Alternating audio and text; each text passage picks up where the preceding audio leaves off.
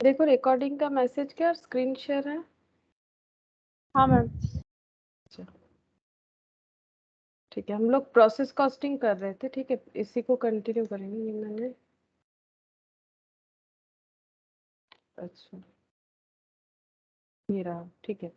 तो उस दिन मैंने यहाँ से सारा थ्योरी पढ़ाया था, तो थोड़ा सा लिखवा देते हैं जो थियोरिटिकली पूछ सकता है। और प्रोसेस कॉस्टिंग किसे बोलते हैं, ऑब्जेक्टिव क्या है, नॉर्मल लॉस, एबनॉर्मल लॉस, ये सब चीज हम लोगों ने समझ लिया था। जस्ट एक बार नोट डाउन कर लेंगे थोड़ा सा, ठीक है। उसके बाद हम लोग इक्विवेलेंट प्रोसेस जो है वो स्टार्ट करेंगे आज। तो पहले हेडिंग करेंगे मीनिंग एंड ऑब्जेक्टिव या फिर इम्पोर्टेंस ऑफ प्रोसेस कॉस्टिंग, ये लिख लेते हैं पहले। Meaning and importance of process costing।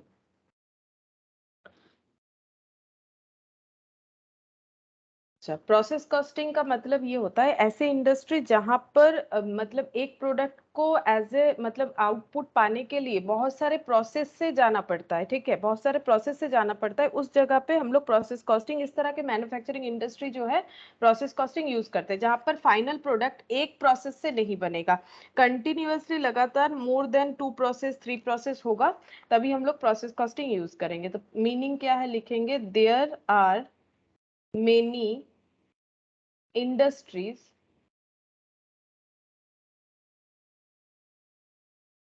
where total manufacturing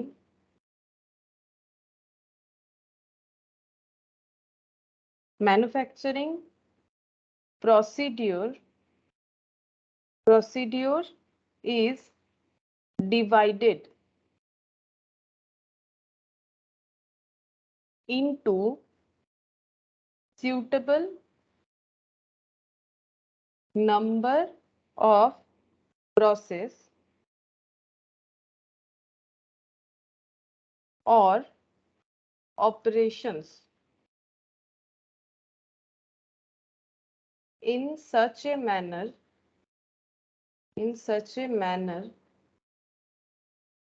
that the output of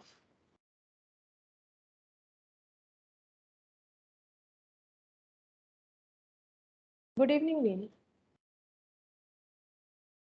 good evening ma'am. अच्छा, तो हम लोग थोड़ा सा थ्योरी लिख रहे हैं जो लास्ट क्लास में हम लोगों ने पढ़ा था, पूरे कंसेप्ट के साथ क्वेश्चन भी कर लिया था, लेकिन उससे रिलेटेड जो थ्योरी है वो भी लिख रहे हैं, ठीक है।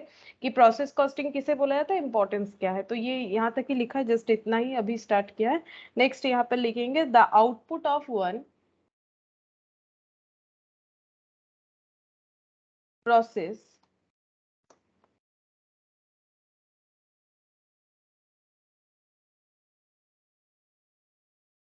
becomes the input of next process and the output of last process is the final output। तो यही वाला चीज हम लोगों ने पढ़ा था, ऐसे इंडस्ट्री जहां पर पूरे मैन्युफैक्चरिंग प्रोसेस को 2 3 4 जितने प्रोसेस में डिवाइड किया जा सकता है रिक्वायरमेंट के हिसाब से, प्रोसेस बोलो या ऑपरेशंस बोलो, इसमें अगर हम लोग डिवाइड करते हैं सुटेबल नंबर ऑफ प्रोसेस, मतलब जितना सारा प्रोसेस का नीड है जब डिवाइड कर पाते हैं इस तरह से, मतलब प्रोसेस कैसे काम करेगा, एक प्रोसेस का आउटपुट दूसरे का इनपुट होगा, वही बोला है, in such a manner that the output of one process becomes the input of next process and the output of last जो एकदम एंड प्रोसेस होगा वही फाइनल आउटपुट होगा, इसी हम लोग बोलते हैं प्रोसेस कॉस्टिंग, ठीक है। अब हम लोग इसका ऑब्जेक्टिव पढ़ेंगे, ठीक है, इंपॉर्टेंस या ऑब्जेक्टिव, तो यहाँ पर हेडिंग कर लेते हैं the objective of process costing. Process costing का ऑब्जेक्टिव क्या है?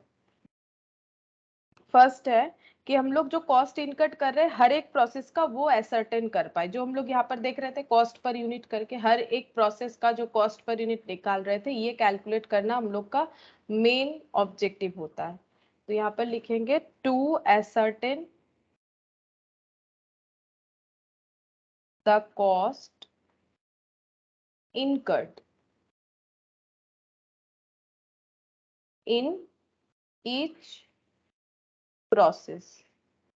हर एक प्रोसेस में कितना कॉस्ट इनकट कर रहे हैं वो कैलकुलेट करना। सेकंड हो जाएगा to absorb the cost incurred until the end of each process। बोल रहे हैं कि to absorb the cost incurred until the end of the each process. क्या करना है, जितना भी कॉस्ट इनकर्ड हो रहा है जब तक प्रोसेस खत्म नहीं हो जाता है, एंड प्रोसेस तक हम लोग नहीं पहुंचते, तब तक सारे प्रोसेस में जितने भी कॉस्ट इनकर्ड होंगे वो हमें एब्जॉर्ब करना है, मतलब प्रोडक्ट पे चार्ज करते जाना है। ठीक है, इसका एब्जॉर्ब का मतलब होता है प्रोडक्ट में चार्ज करते जाना। ये वाला हम लोग ओवरहेड पे देखते हैं कि एब्जॉर्प्शन का बात होता है। नेक्स्ट पढ़ेंगे to ascertain the cost incurred in all the process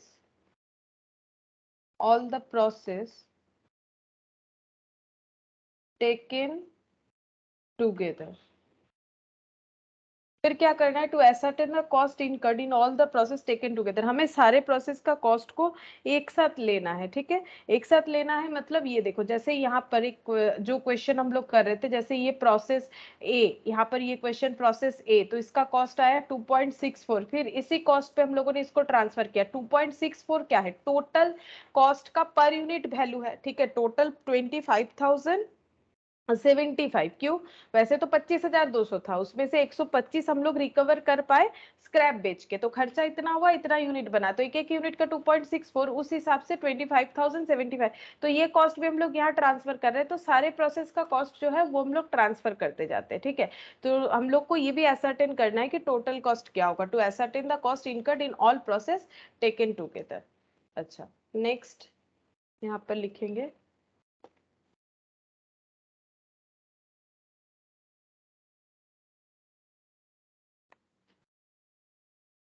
when we, ये .3 लिखा, ये ऑब्जेक्टिव हो गया, इसको .2 दे देते। ठीक है, meaning and importance of process costing पढ़ रहे हैं, तो ये एक हो गया, ये दो। ठीक है, थर्ड नंबर पॉइंट में लिखेंगे when we ascertain the true amount of cost we are able to decide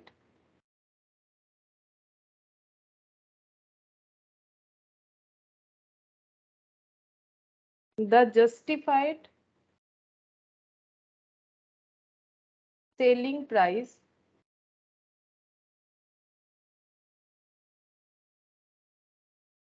to be charged from the customer। तो जब तक कॉस्ट पता नहीं होगा हम लोग सेलिंग प्राइस नहीं डिसाइड कर पाएंगे। ये तो कॉस्ट का मेन चीज है। ठीक है, कॉस्टिंग करना ही तो इसीलिए ताकि हम लोग सेल प्राइस आइडेंटिफाई कर पाए। कॉस्ट करने का एक ऑब्जेक्टिव ये भी होता है। तो वही बोल रहा है कि when we ascertain the true amount of cost we are able to decide the justified selling price to be charge from the customer. Next हो जाएगा with the help of process costing, with the help of process costing, the management may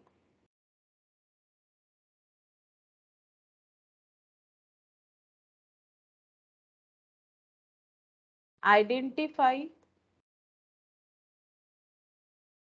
the cost importance on each process.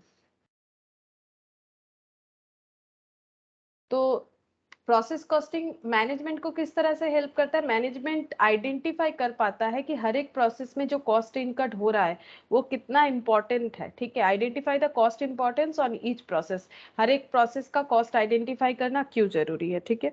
Next हो जाएगा locate those process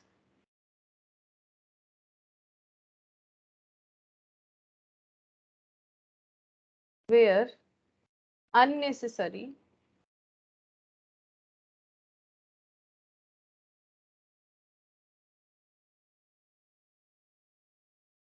high cost is being incurred। अगर ऐसा कोई process है जो unnecessary हम लोग कर रहे हैं और उसमें प्रोसेस जो है सॉरी कॉस्टिंग जो है वो हाईली इनकर्ड हो रहा है, तो वो आइडेंटिफाई कर पाएंगे then so that the corrective action, ठीक है, so the corrective action may be taken। तो अगर हम लोग कोई ऐसा प्रोसेस परफॉर्म कर रहे हैं अपने मैन्युफैक्चरिंग इंडस्ट्री में जिसमें अननेसेसरीली हाई कॉस्ट इनकट हो रहा है, तो वो चीज हम लोग आइडेंटिफाई कर पाएंगे और उसके अगेंस्ट में करेक्ट एक्शन भी हम लोग ले पाएंगे। तो ये पूरा एक जिस्ट बना दिया मैंने प्रोसेस कॉस्टिंग के बारे में, जो भी इंपॉर्टेंट पॉइंट है, जिसमें से ऑब्जेक्टिव बोलने से ये 3 पॉइंट हम लोग लिख सकते हैं, ठीक है। प्रोसेस कॉस्टिंग किसे बोला जाता है तो ये पॉइंट लिख सकते हैं। बाकी यहाँ पर कुछ प्रोसेस कॉस्टिंग के बारे में मैंने बताया 3, 4 और 5 नंबर पॉइंट में, ठीक है। अच्छा, अब हम लोग नेक्स्ट लिखेंगे कि नॉर्मल लॉस क्या होता है, एबनॉर्मल लॉस क्या होता है। इसका भी कभी कभी हम लोग को थ्योरी पूछ लेता है। तो नॉर्मल लॉस हम लोगों को पता है कि जो गुड्स के इनहेरेंट नेचर के लिए होता है, ठीक है, जो हमारे कंट्रोल में नहीं रहता है। तो नॉर्मल लॉस का मतलब it is a type of loss which is estimated in advance. हम लोग आगे से ही पता कर पाते हैं, जिसके बारे में दो मतलब कैसे पता करते हैं, हमारे पास दो सोर्सेस होता है, या तो हम लोगों के पास कोई डेटा अवेलेबल है अगर हम लोग बिजनेस में नए हैं तो, या फिर बिजनेस ऑलरेडी हम लोग कर रहे हैं तो हमारे पास जो पास्ट एक्सपीरियंस है उससे कर सकते हैं। तो estimated in advance on the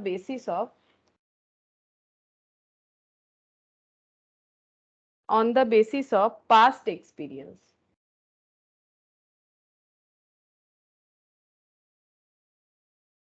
It is recorded on the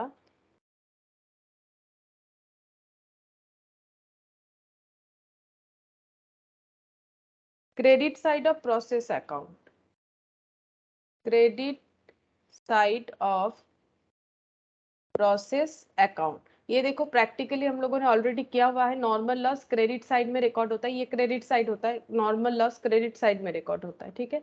तो ये रिकॉर्ड हो जाता है प्रोसेस अकाउंट के क्रेडिट साइड में, ठीक है। अच्छा, नेक्स्ट लिखेंगे such entry is to be recorded at the amount of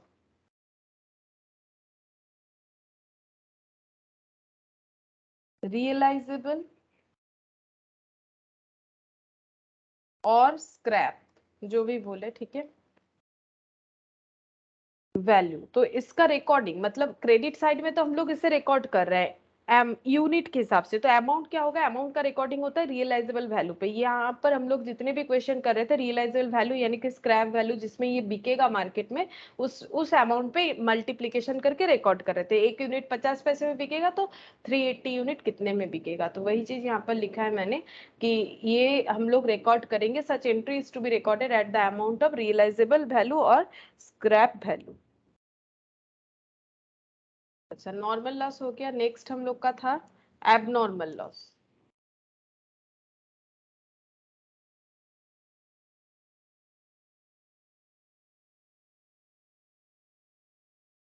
if actual loss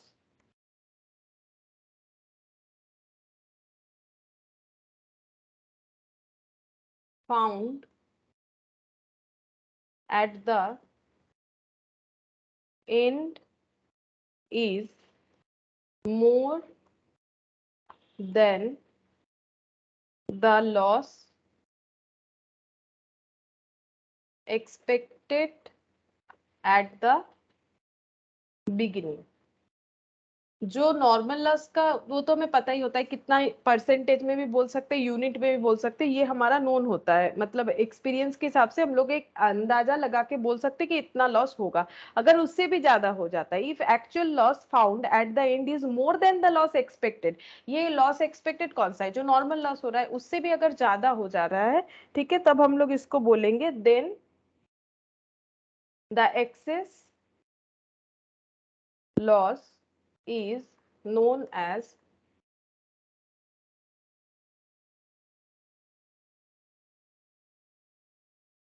abnormal loss. तो इस एक्सेस लॉस को हम लोग बोलेंगे एबनॉर्मल लॉस। इस पे हम लोगों ने क्वेश्चन भी किया हुआ है, ठीक है। इट इज रिकॉर्डेड, ये कहाँ पर रिकॉर्डेड होगा, ये भी क्रेडिट साइड में रिकॉर्डेड होगा प्रोसेस अकाउंट के। It is recorded at the credit side of process account, और ये कौन से वैल्यू में रिकॉर्ड होता है, जो कॉस्ट पर यूनिट होता है। Process account such entry is to be recorded at the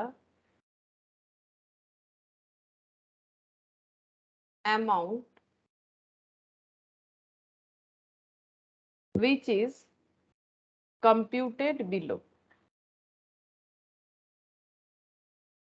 तो जो अमाउंट में रिकॉर्ड होगा वो हम लोग कैसे कैलकुलेट करते हैं, तो इस तरह से होगा, amount of abnormal loss equal to जितना यूनिट है एबनॉर्मल लॉस का, units of abnormal loss into cost per unit. Cost per unit of normal output, normal जो आउटपुट हमें मिल रहा है उसका जो कॉस्ट पर यूनिट होता है उसी पे होता है। अभी हम दिखा देते हैं, कोई भी एक क्वेश्चन देख लेते हैं, हम लोग लास्ट क्लास में जो किए थे वहां पर एबनॉर्मल लॉस जो क्वेश्चन में आया था वहां से हम दिखा देते हैं। ये देखो, ये आया एबनॉर्मल लॉस, ठीक है। इसको हम लोगों ने कौन से वाले अमाउंट से मल्टीप्लाई किया, जो कॉस्ट पर यूनिट आया नॉर्मल नॉर्मल आउटपुट का। तो नॉर्मल आउटपुट कितना था, 950 इनपुट दिया था हम लोगों ने, तो आउटपुट हम लोग एक्सपेक्ट कर सकते हैं कि 950 आए, लेकिन हर एक चीजों का एक नॉर्मल लॉस तो होता ही है। तो नॉर्मल लॉस को डिडक्ट करने के बाद नॉर्मल आउटपुट 855 है, और इसको बनाने का खर्चा आ रहा है 34,960, और इसमें से स्क्रैप माइनस करने के बाद 34,200, तो ये 40 रुपीज आ गया। ये मल्टीप्लाई हो गया एबनॉर्मल लॉस के यूनिट से 15 इंटू 40, ठीक है। तो यहाँ पर हो गया हम लोग का, और यहाँ पर देखो एबनॉर्मल लॉस क्यों आता है ये मैंने डिटेल्स में समझाया भी था, क्योंकि 950 से 95 माइनस करने से 8550 होता है, ठीक है। 850 ऐसा कोई 855 होता है, जबकि हम लोग का ट्रांसफर 840 दिखा रहा है, कम दिख रहा है, इसीलिए 15 यूनिट का एबनॉर्मल लॉस है, मतलब जो एक्सपेक्टेड था बिगिनिंग में उससे ज्यादा लॉस हुआ। अच्छा, अब नेक्स्ट हम लोग लिखेंगे abnormal gain.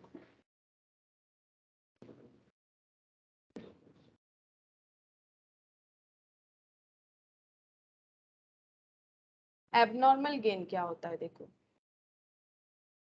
If actual loss found at the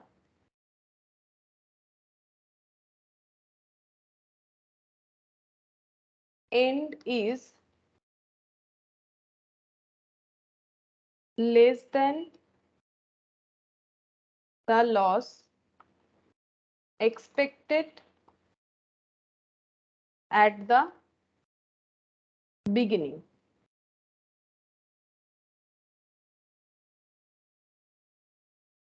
the difference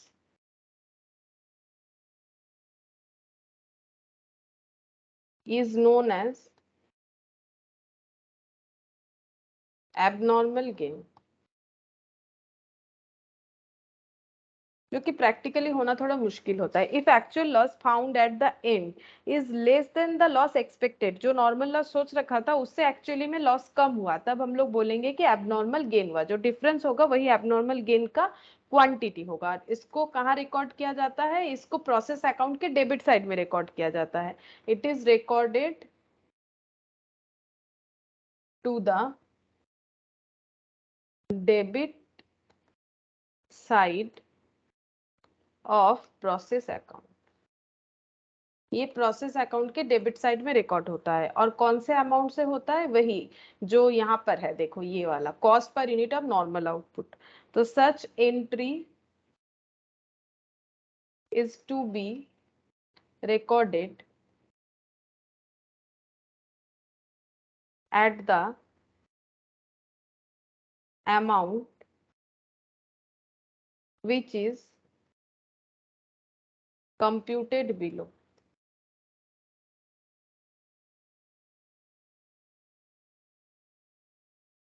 Abnormal amount of abnormal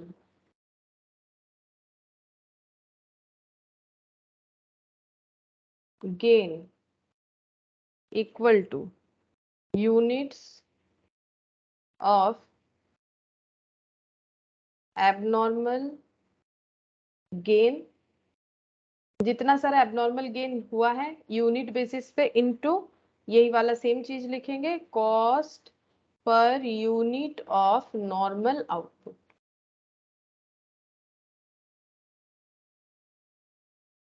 तो ये वाला भी एक बार समझ लेते हैं। यहाँ पर कोई भी एक क्वेश्चन में देखते हैं जहां एबनॉर्मल गेन हुआ है वहां पर दिखा देते हैं। ये देखो एबनॉर्मल गेन हुआ, हम लोगों का एक्सपेक्टेड लॉस था 126 यूनिट, ठीक है। तो उस हिसाब से ट्रांसफर होना चाहिए था हम लोगों का 126 माइनस करने से 714, बट माइनस हुआ है, सॉरी ट्रांसफर हुआ है 750 यूनिट। क्यों? इसका मतलब और भी एक्स्ट्रा यूनिट प्रोड्यूस हुआ है, दैट इज एबनॉर्मल गेन, मतलब लॉस कम हुआ है, एक्सपेक्टेड लॉस जो है वो कम हुआ है, ठीक है। अब ये रिकॉर्ड किधर हुआ? डेबिट साइड हो गया, ठीक है, debit side of the process account. और एंट्री कैसे पास होगा? ये 36 को 76 से मल्टीप्लाई किया गया। 76 कैसे आया? Cost per unit of normal output, ठीक है। तो ये हो गया हम लोग का थ्योरी, यहाँ पर कंप्लीट हो जाता है। जो हम लोगों ने लास्ट क्लास में पढ़ा था उसके रिगार्डिंग का थ्योरी है, ठीक है। अच्छा, अब नेक्स्ट देखते हैं। नेक्स्ट हम लोगों को इक्विवेलेंट यूनिट करना है, वो करेंगे, लेकिन उसके पहले एक क्वेश्चन और भी है इसी टॉपिक पे, वो वाला पहले कर लेते हैं, फिर हम लोग जो इक्विवेलेंट यूनिट है वो वाला करेंगे। अच्छा, कौन सा वाला है?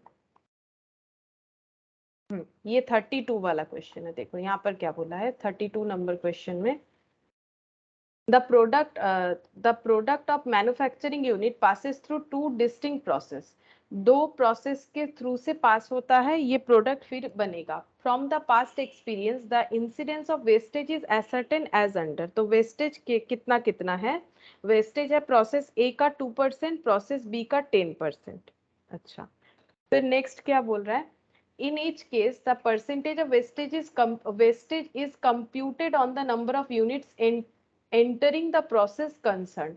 बोल रहा है कि परसेंटेज ऑफ वेस्टेज को किस पे कंप्यूट करना है? जितना इनपुट हम लोग दे रहे हैं, the number of unit entering the process, मतलब इनपुट, इसका मतलब ही तो हो गया इनपुट। और ये हमें अगर नहीं भी बोलेगा तो हम लोग को पता है कि इनपुट के ऊपर ही ये जो है नॉर्मल लॉस को हमें कैलकुलेट करना पड़ता है, ठीक है। अच्छा, अब क्या बोल रहे हैं? The sales realization of wastage, मतलब ये स्क्रैप बेच के हमें प्रोसेस ए का स्क्रैप 25 रुपए करके बिक जाएगा, लेकिन देखो पर 100 यूनिट का बता रखा है, मतलब 100 यूनिट 25 रुपए करके बिकता है, मतलब एक एक यूनिट 4 रुपए करके। और यहाँ पर 100 यूनिट 50 रुपए में बिकता है, यानी ये हो गया एक एक यूनिट 2 रुपए करके बिकेगा, ठीक है। अच्छा, अब यहाँ पर बोल रहा है the following information is obtain for the month of April 2015। 2015 का कुछ यहाँ पर डेटा दे रखा है। क्या बोल रहा है? 40,000 unit of crude material were introduced in process A at a cost of 16,000। तो क्रूड 40,000 यूनिट का इंट्रोड्यूस किया गया था पहले प्रोसेस पे, प्रोसेस ए पे, और इस पे कॉस्ट आया था 16,000, ठीक है, 16,000। अब क्या बोल रहा है? अदर मटेरियल कितना इंट्रोड्यूस हुआ है, direct labour, direct expense, output कितना कितना आया है वो बता रहा है। फिनिश प्रोडक्ट स्टॉक अप्रैल 1 में ये ओपनिंग स्टॉक है, ये क्लोजिंग स्टॉक है। फिनिश्ड गुड्स जिसे बोलते हैं कि क्लोजिंग, ये ओपनिंग हो जाएगा, ये क्लोजिंग हो जाएगा, ठीक है। ये बता दिया है कि पहले से इतना इतना। Value of stock per unit on April 1, अप्रैल 1 में जो ओपनिंग स्टॉक है, क्योंकि देखो जो इस बार बन रहा है उससे जो क्लोजिंग स्टॉक होगा उसका कॉस्ट पर यूनिट तो हम लोग कंप्यूट करेंगे। जैसे प्रोसेस ए का जब कॉस्ट पर यूनिट हम लोग कंप्यूट करेंगे तो हमें क्लोजिंग स्टॉक का वैल्यू पता चल जाएगा। लेकिन जो प्रीवियस ईयर का ओपनिंग स्टॉक बता रहा है इसका वैल्यू हम लोग कैसे करेंगे, जब तक नहीं बताएगा नहीं कर पाएंगे। इसीलिए देखो यहाँ पर बता दिया है कि 1.2 और 1.6 करके प्रीवियस ईयर में जो प्रोसेस ए और प्रोसेस बी का कॉस्ट पर यूनिट इतना इतना था। Stock are valued and transfer to subsequent process at weighted average cost. तो बोल रहा है कि स्टॉक को वैल्यू करना पड़ेगा और ट्रांसफर करना पड़ेगा वेटेड एवरेज प्रोसेस के हिसाब से। Prepare respective process account and stock account. तो हमें प्रोसेस अकाउंट और स्टॉक अकाउंट दोनों ही प्रिपेयर करने के लिए बोला है। तो देखो कैसे होगा। Illustration 32।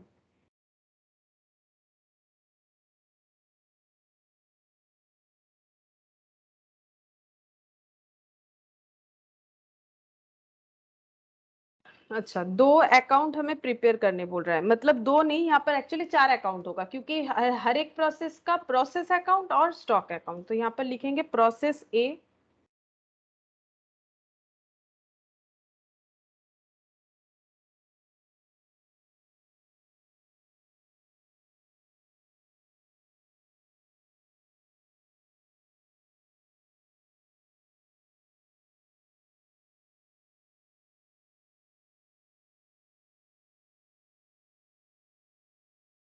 Particulars unit amount.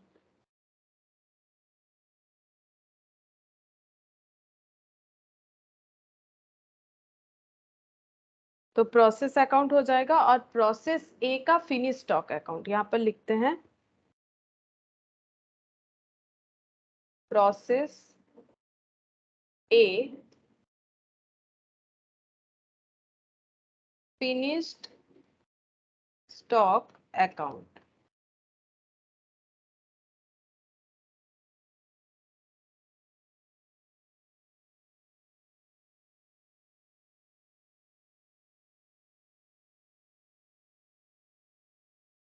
Particulars unit amount.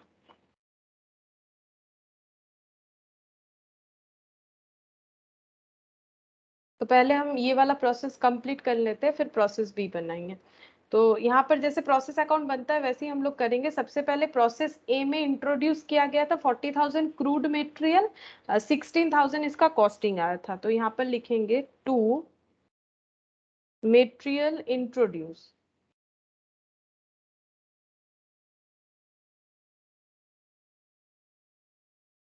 40,000 unit और कॉस्टिंग आया है 16,000 रुपीज।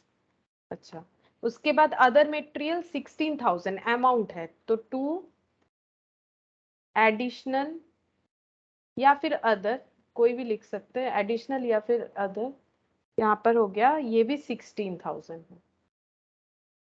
अच्छा, डायरेक्ट लेबर 9,000, टू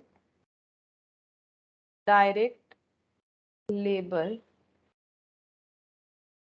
9,000। और एक खर्चा है direct expense,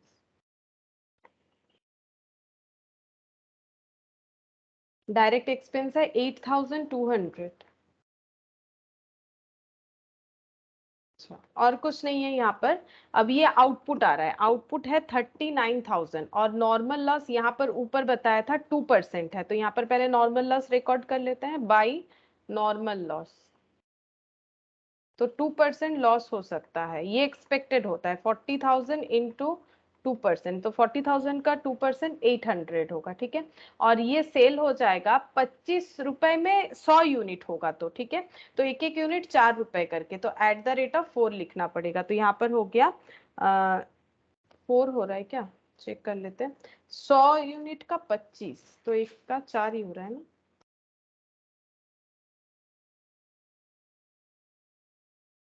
good evening Shreyansh. 100 unit का 25, तो 1 यूनिट का कितना हो जाएगा? 100 यूनिट का अगर 25 होगा तो 1 यूनिट का 25/100 हो जाएगा। 4 रुपए नहीं, 40 पैसे, ठीक है, 40 पैसा, 25/100 हो जाएगा। अच्छा यहाँ पर लिखते हैं, इसी तरह से लिख देते हैं 25/100, मैंने उल्टा कर दिया ना, 25/100 होगा, तो इसका मतलब 40 पैसा हो जा रहा है, तो 800 का 40 पैसा, 25/100 40 होता है क्या? नहीं, 25 पैसा होता है, सॉरी, 25 पैसा होता है, 25 पैसा करके 800 यूनिट, 200, ठीक है, 200 रुपया हो गया।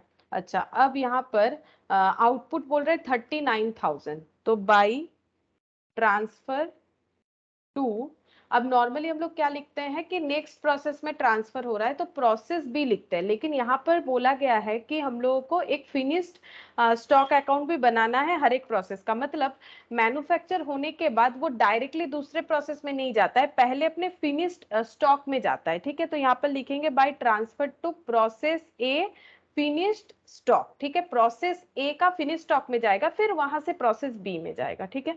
तो यहाँ पर ये हो गया कितना बोल रखा है, ये 39,000 बोल रखा है। वैसे 40,000 40,000 में अगर 800 यूनिट हम लोगों का नॉर्मल लॉस होता है तो एक्सपेक्टेड आउटपुट कितना होगा? एक्सपेक्टेड आउटपुट हो जाएगा 39,200, बट एक्सपेक्टेड आउटपुट दिख रहा है 39,000, इसका मतलब 200 का क्या हो गया? Abnormal loss. और इस एबनॉर्मल लॉस को हमें क्या करना है? एबनॉर्मल लॉस को हमें कॉस्ट पर यूनिट में रिकॉर्ड करना है, तो यहाँ पर कॉस्ट पर यूनिट भी निकाल लेते हैं। कॉस्ट पर यूनिट हो जाएगा टोटल कॉस्ट, ये जो टोटल हो रहा है यहाँ पर कर लेते हैं, टोटल कॉस्ट कितना हो रहा है? 40,000 यूनिट है, इसमें से 800 यूनिट नॉर्मल लॉस हो जाएगा, और कॉस्टिंग कितना आया है? 32,000 प्लस 9,000 प्लस 8,200, मतलब 49,200। अब मैंने पूरा लिखा नहीं है लास्ट क्लास के तरह की टोटल कॉस्ट माइनस स्क्रैप, लेकिन एग्जाम में लिखना जरूरी है, क्योंकि कॉस्टिंग में जब तक हम लोग पूरा नहीं लिखेंगे हमें नंबर नहीं मिलेगा। जैसे मान लो ये रुपीज है, ये यूनिट है, ये सब लिखना पड़ेगा, और अभी हम नहीं लिख रहे क्योंकि पहले मैंने लिखा हुआ है लास्ट क्लास में, तो तुम लोग को पता है क्या लिखना है। तो 40,000 माइनस 800, तो यहाँ पर हो गया 39,200, ठीक है। 39,200 कितना आएगा डिवाइड करने पे? 49,200 डिवाइडेड बाई 39,200, तो पॉइंट में ही आएगा लग रहा है, हाँ पॉइंट में आ रहा है 1.255, मतलब 26 अप्रोक्स, ठीक है, अप्रोक्स इतना रुपीज, इतना पर यूनिट। हम मैंने क्या बोला था, जो भी कैलकुलेटर में लिखा हुआ रहेगा वो पूरा डेटा हमें लेना है। हम लोग यहाँ पर तो दो पॉइंट के बाद 2 डिजिट ही लिखेंगे, क्योंकि इससे ज्यादा थोड़ी ना लिखेंगे जितना सारा है, लेकिन आंसर को सही करने के लिए कैलकुलेटर में जितना दिख रहा है उतना पूरा। अच्छा सॉरी, यहाँ पर -200 तो किया नहीं बोल रहा आप लोग, -200 तो किया ही नहीं मैंने, ये ऐसे हो जाएगा 49,000। फिर से चेक करते हैं, 49,000 39,200 1.25 आ रहा है। अच्छा ठीक है, अब ये पूरा पूरी 1.25 आ रहा है विदाउट एनी अप्रोक्सीमेशन, चलो ठीक है, विदाउट एनी अप्रोक्सीमेशन 1.25 आ रहा है, तो 1.25 से इसका कैलकुलेशन करना पड़ेगा, तो 39,000 इंटू 1.25, तो ये हो जाएगा 48,750, ठीक है। और अभी अभी हम लोगों ने थ्योरी जो लिखा, ये देखो अभी जो थ्योरी लिखा उसमें हम लोगों ने देखा किस तरह से कैलकुलेट करना है, और हम लोगों ने लास्ट क्लास में प्रैक्टिकली किया हुआ भी है। तो एबनॉर्मल लॉस भी कितना करके वैल्यूएशन होगा? 1.25 करके, तो 200 इंटू 1.25, तो इसका वैल्यू आ जाता है 250। 250 प्लस 200 प्लस 48,750, 49,200, 39,000 प्लस ये हो गया 1,000, मतलब 40,000, और ये 49,200, ठीक है। अब ये तो बन गया, ये चीज हम लोग पहले भी बना चुके हैं। अब ये फिनिश स्टॉक का क्या होगा? फिनिश स्टॉक में पहले यहाँ पर ट्रांसफर होगा, लेकिन अगर पहले से कोई फिनिश स्टॉक है तो वो हमें लिखना पड़ेगा। ओपनिंग स्टॉक है ना 1 अप्रैल का 6,000 यूनिट, तो यहाँ पर लिखेंगे to opening stock, finish stock में पहले से प्रीवियस ईयर का कितना फिनिश स्टॉक रेडी है, मतलब ऑलरेडी अवेलेबल है 6000 यूनिट और 1.20 करके, ठीक है। तो 6000 unit at the rate of 1.20, तो ये हो जाएगा 6000 इंटू 1.2, तो ये हो गया 54,000, ठीक है। 54,000 नहीं, ज्यादा हो जा रहा है। 6000 इंटू 1.2, 7200। और अभी अभी जो प्रोसेस हुआ है इसमें से ये ट्रांसफर हो जाएगा 39,000, तो यहाँ पर लिखेंगे to transfer from process A 39,000, जिसका कॉस्टिंग है 48,750। अच्छा, अब इसमें से हम लोग को क्या करना है, इसमें से हम लोग को बोला है कि क्लोजिंग स्टॉक रहेगा अप्रैल 30 में 5,000, ठीक है, ये हमें बता दिया है। तो यहाँ पर क्लोजिंग स्टॉक हम लोग दिखाएंगे कितना रहेगा बाय क्लोजिंग स्टॉक, तो जितना बोला है उतना ही दिखा देंगे 5,000। तो टोटल स्टॉक बना था 39 प्लस 6, 45,000, ठीक है। टोटल स्टॉक बना 45,000, उसमें से 5,000 क्लोजिंग स्टॉक में रख लेना है, तो बाकी ट्रांसफर हो जाएगा प्रोसेस बी में। तो यहाँ पर लिखेंगे ट्रांसफर टू प्रोसेस बी, कितना 40,000, ठीक है। अब इसका कॉस्टिंग भी करना पड़ेगा कितना करके होगा, तो ये तो ऑलरेडी किया हुआ है, जस्ट हम लोग को कैलकुलेट करना है। 48,750 प्लस 7,200, इधर टोटल हो जाता है 55,950, ठीक है। अब ये जो क्लोजिंग स्टॉक बच रहा है इसका वैल्यूएशन बताना पड़ेगा कितना हो रहा है, और ये वाला, ठीक है, इसका वैल्यूएशन हमें एवरेज मेथड से करने के लिए बोला गया है। ये देखो, stocks are valued and transfer to subsequent process at weighted average cost. तो जो क्लोजिंग स्टॉक है और जो ट्रांसफर होगा वो दोनों ही वेटेड एवरेज कॉस्ट में कैलकुलेट होगा। तो वेटेड एवरेज कॉस्ट का मतलब ये 55,950 जो खर्चा हुआ है वो 45,000 यूनिट को बनाने के लिए हुआ है, ऐसा हम लोग मिक्सड अप कर देंगे, क्योंकि देखो दोनों कॉस्ट एक जैसा नहीं है। जैसे कि ये ओपनिंग वाला 1.20 है, जहां पर ये जो नया इंट्रोड्यूस हुआ है वो एट द रेट ऑफ 1.25 करके था 48,750, लेकिन इसका एवरेज करने बोला है, यानी दोनों का हमें क्या कर देना पड़ेगा, टोटल। तो दोनों total cost divided by total amount, तो हम लोग ऐसे लिख सकते हैं एवरेज कॉस्ट पर यूनिट। ये कैसे कैलकुलेट होगा, 55,950 टोटल खर्चा दिख रहा है, कितने यूनिट का, 45,000 यूनिट का, तो डिवाइड करने पे जितना आएगा वही एवरेज कॉस्ट हो जाएगा। 1.2433 ऐसे आ रहा है, 1.24 कॉस्ट इतना, रुपीज इतना पर यूनिट, ठीक है। अब क्योंकि ये 0.333 इस तरह से आ रहा है, तो जो भी कैलकुलेटर में अमाउंट है इंटू 5,000 करेंगे, तो इसमें आंसर जो आएगा वही लिखेंगे। 6816.6 है तो 6817 लिखेंगे, ठीक है। और ये तो 45,000 हो ही रहा है, फिर इसका कैलकुलेशन कैसे करेंगे, तो कैलकुलेटर में देखो 5,000 मल्टीप्लाई करने पे ये अमाउंट आया, ठीक है, अप्रोक्सीमेशन के साथ, फिर डिवाइडेड बाई 5,000 कर दो, तो फिर से 1.24333 वो फिर से हमें मिल जाएगा इंटू 40,000, तो ये करने पे आ रहा है 49,733, ठीक है। अब ये टोटल करने पे 55,950 आएगा। क्या ऐसा करना जरूरी है, बिल्कुल जरूरी है, क्योंकि अगर हम लोग 1.24 से मल्टीप्लाई करते ना तो ये 55,950 नहीं आता, ठीक है, थोड़ा कम या ज्यादा आ सकता था। चेक करके देख लो, 5,000 इंटू 1.24 करने पे आंसर आता 6200, ठीक है। और यहाँ पर भी अगर 40,000 इंटू 1.24 हम लोग कर लेते तो यहाँ पर आंसर आ जाता 49,600, ठीक है। अब ये दोनों को अगर ऐड करते हैं तो यहाँ पर आंसर आएगा 55,800, जबकि आंसर होना चाहिए 950। इतना वेरी कर जाएगा, इस वजह से जो मेथड मैंने बोला वो जरूरी है, प्रोसेस कॉस्टिंग में जरूरी है करने के लिए, और हर एक उस जगह पे जरूरी होगा जहां पर बार बार अप्रोक्सीमेशन आएगा, ठीक है। अब ये दोनों का टोटल करके देखो, ये आ जा रहा है, चेक कर लेते फिर भी एक बार, 49,733 प्लस 6,217, तो ये आ रहा है 55,950। देखो एकदम एग्जैक्ट आ रहा है, ठीक है, नहीं तो एग्जैक्ट आना पॉसिबल नहीं होगा। अच्छा, अब इसी तरह से हम लोग प्रोसेस बी और स्टॉक अकाउंट बनाएंगे प्रोसेस बी का। तो प्रोसेस बी अकाउंट,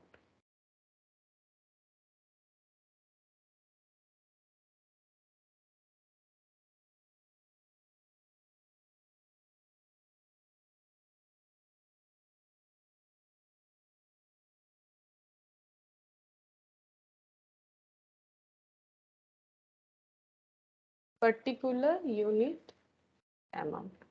अच्छा, to transfer from process A से जो ट्रांसफर लिया है हम लोगों ने वो लिखेंगे। तो प्रोसेस ए से ये वाला ट्रांसफर होगा 40,000 यूनिट 49,733 पे, 40,000 यूनिट 49,733, ठीक है। To transfer from process A finish stock, ऐसे लिख देते हैं, प्रोसेस ए फिनिश स्टॉक। अच्छा, इसके बाद यहाँ पर क्या क्या खर्चा करना पड़ेगा? Other material 5,000, direct labour 8,000, to other material 5,000, to direct labour,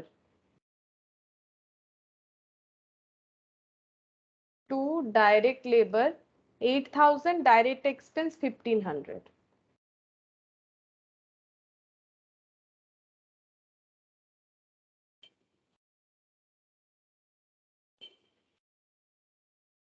direct expense 1,500। अच्छा, अब यहाँ पर बोल रहा है कि आउटपुट इतना होगा और ये फिनिश स्टॉक बता रखा है कितना, अप्रैल 1 का है 5,000 और क्लोजिंग में होगा 8,000। अच्छा, इसके पहले नॉर्मल लॉस को रिकॉर्ड करना पड़ेगा। नॉर्मल लॉस होगा 10%, तो यहाँ पर लिखेंगे बाई नॉर्मल लॉस 40,000 का 10%, 40,000 का 10% मतलब 4,000, ठीक है। और यहाँ पर कॉस्टिंग कैसे बोल रहा है? 50 रुपीज पर 100 यूनिट, 100 यूनिट का 50 रुपीज, ठीक है। तो एक यूनिट का कितना हो जाएगा? तो यहाँ पर 50/100 मतलब 0.5, मतलब इसका 50% वैल्यू मिलेगा, 2,000 रुपए, ठीक है। अच्छा, अब यहाँ पर लिखेंगे by transfer to process B finish stock account, finish stock में ट्रांसफर होगा पहले। तो कितना ट्रांसफर हो रहा है ये चेक करते हैं। बोल रहे हैं कि 36,500 ट्रांसफर होगा, तो 36,500 मैंने लिख दिया। चेक करते हैं कोई एबनॉर्मल लॉस या गेन है कि नहीं। 40,000 में 4,000 पता है हमारा एस्टिमेशन है कि नहीं मिलने वाला, तो 40,000 में 4,000 हट जाएगा तो 36,000 होगा। अब यहाँ पर और भी 500 ट्रांसफर हो रहा है, मतलब एबनॉर्मल गेन है, तो यहाँ पर लिखेंगे टू एबनॉर्मल गेन कितना है? 500 यूनिट, ठीक है। अब हम लोगों को कॉस्ट पर यूनिट लगा के इसका वैल्यूएशन करना पड़ेगा।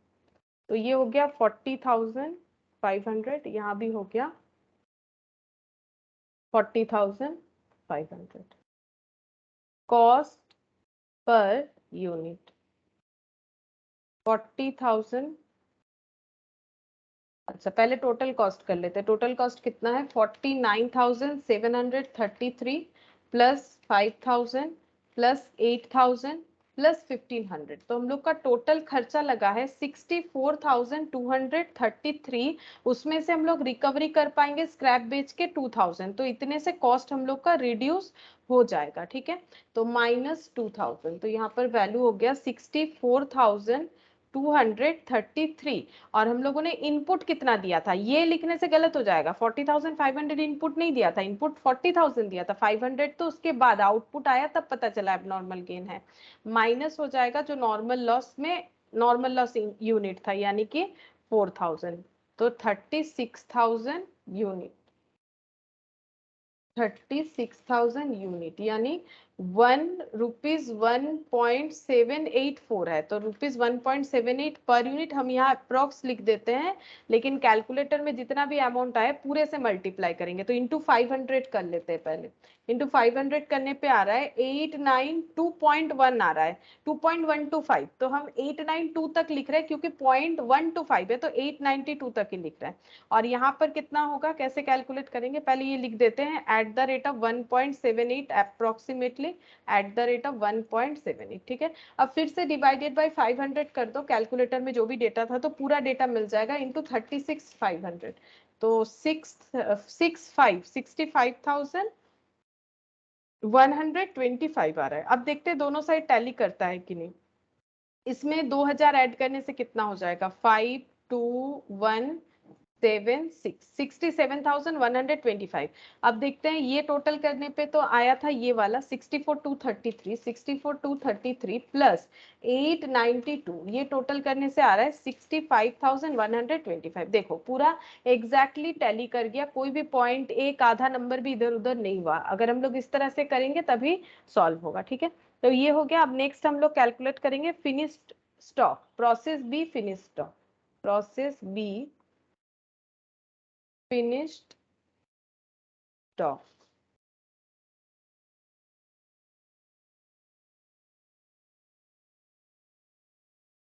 account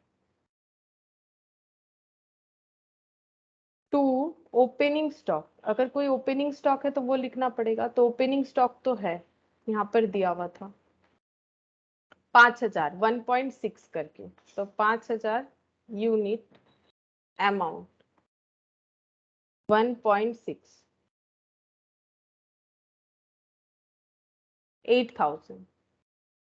8,000 रुपीज का ओपनिंग स्टॉक है। उसके बाद to transfer from process B stock account, sorry process B से स्टॉक अकाउंट में आ रहा है। तो प्रोसेस बी 36,500 यूनिट और वैल्यू है 65,125।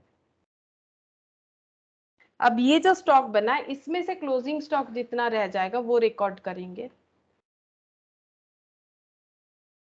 क्लोजिंग स्टॉक जो है वो रह रहा है 8,000, 30 अप्रैल का 8,000। तो इसका मतलब ट्रांसफर हो जाएगा, ट्रांसफर टू नेक्स्ट प्रोसेस। अगर कोई नेक्स्ट प्रोसेस है तो नेक्स्ट प्रोसेस के बारे में तो कुछ बोला नहीं है, तो हम लोग यहाँ पर लिख रहे हैं ट्रांसफर टू नेक्स्ट प्रोसेस। दूसरे प्रोसेस में कितना ट्रांसफर हो जाएगा, यहाँ पर जितना बच रहा है 36,500 इस बार का है, प्रीवियसली 5,000, तो टोटल स्टॉक हो रहा है 41,500, जिसमें से अगर 8,000 ट्रांसफर हो जाए क्लोजिंग स्टॉक में रखना है तो 33,500 दूसरे प्रोसेस में ट्रांसफर होगा 41,500। अब इसका वैल्यूएशन करना है एवरेज कॉस्ट मेथड से, ये क्वेश्चन में बोला हुआ है। तो 65,125 प्लस 8,000, तो टोटल हो रहा है 73,125।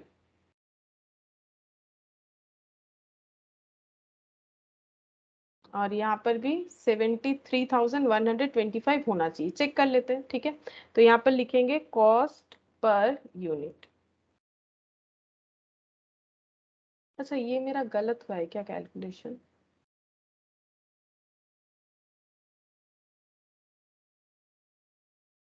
चेक करते। 64,233 माइनस 2,000, 40,000 माइनस 4,000,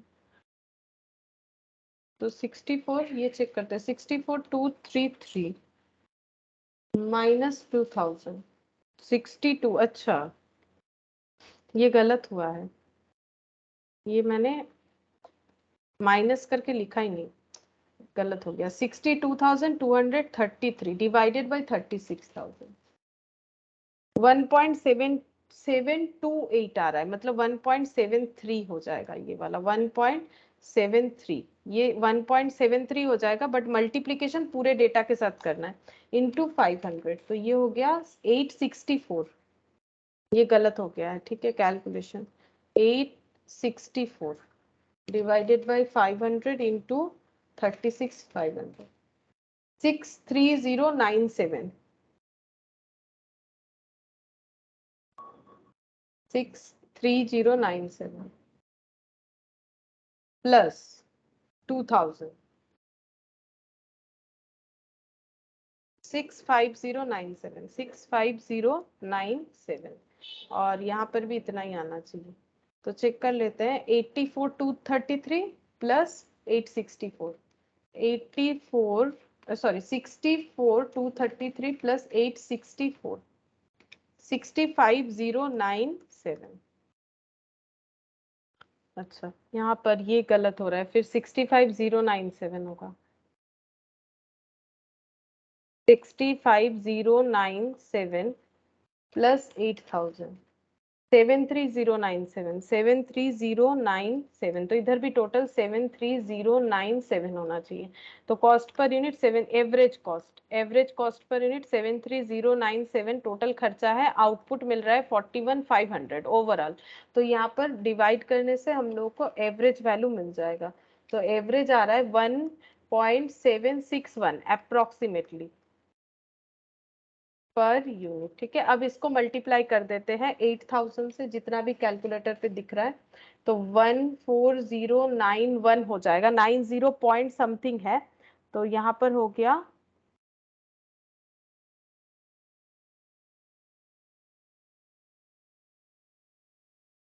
14। ये भी टैली नहीं हुआ आंसर के साथ। अच्छा, फिर से कुछ गलत लिखा क्या मैंने, चेक करते।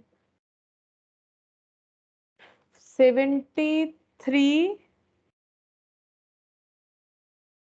अच्छा, ये लिखना था ना 63097, मैंने ये लिख दिया। देखो फिर से गलत हो गया। एक बार गलत होने से होते ही जाता है।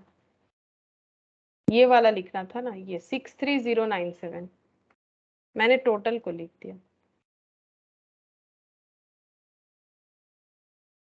71097 होगा, 71097 divided by 41500।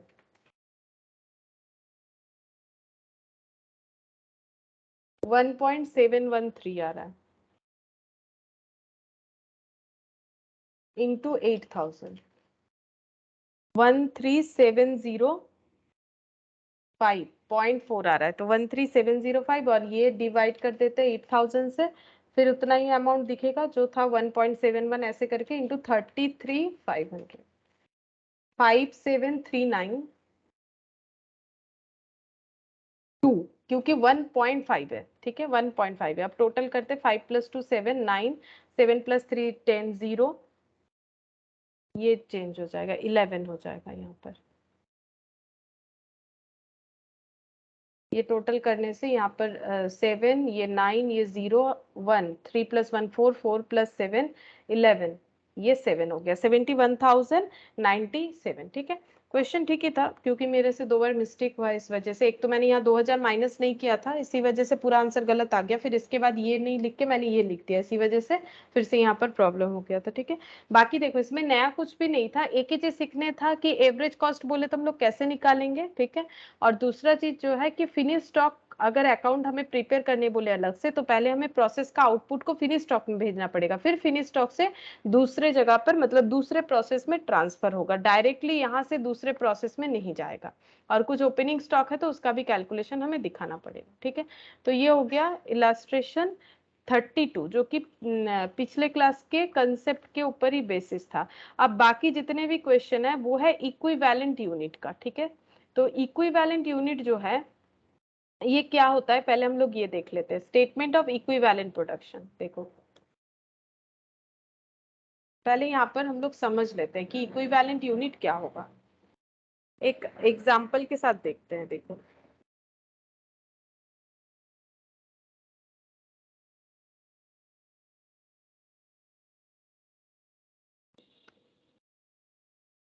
Equivalent production,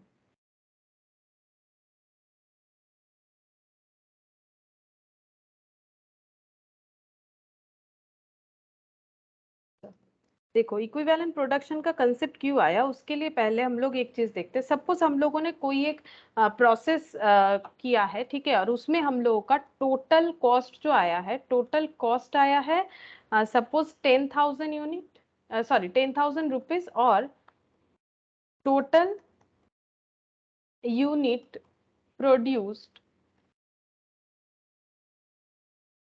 1000 unit. ये मैंने एक एग्जांपल लिया कि अगर हम लोग कोई प्रोसेस परफॉर्म कर रहे हैं जिसमें 10,000 रुपए का हम लोगों ने खर्चा किया और यूनिट प्रोड्यूस हुआ 1000, तो कॉस्ट पर यूनिट कितना आएगा ये हम लोग इजीली बता सकते हैं। ₹10,000 डिवाइडेड बाई 1000 इक्वल टू कितना हो जाएगा, ये 1000 यूनिट, तो ये हो जाएगा हम लोग का ₹10 पर यूनिट करके खर्चा आया, ये हम लोग बता सकते हैं। ठीक है, अब अगर हम लोग ऐसे बोले कि हम लोग जो ये 100% कंप्लीट अगर है, तो अगर हम लोग ये बोले कि अगर 50% कंप्लीशन हुआ है, ठीक है, तो कितना खर्चा लगा होगा, या फिर अगर हम लोग बोले कि 30% ही काम हुआ है तो कितना खर्चा हुआ है एक एक यूनिट पे, और अगर मान लो 25% काम हुआ है तो कितना खर्चा हुआ है। मेरे कहने का मतलब है कि सपोज हम लोगों ने इनपुट जितना भी दिया था, हमें प्रोसेस करने के बाद एज ए आउटपुट 1000 यूनिट मिला, और हम लोगों ने देखा कि हम लोगों ने खर्चा किया है इसके लिए 10,000 रुपए।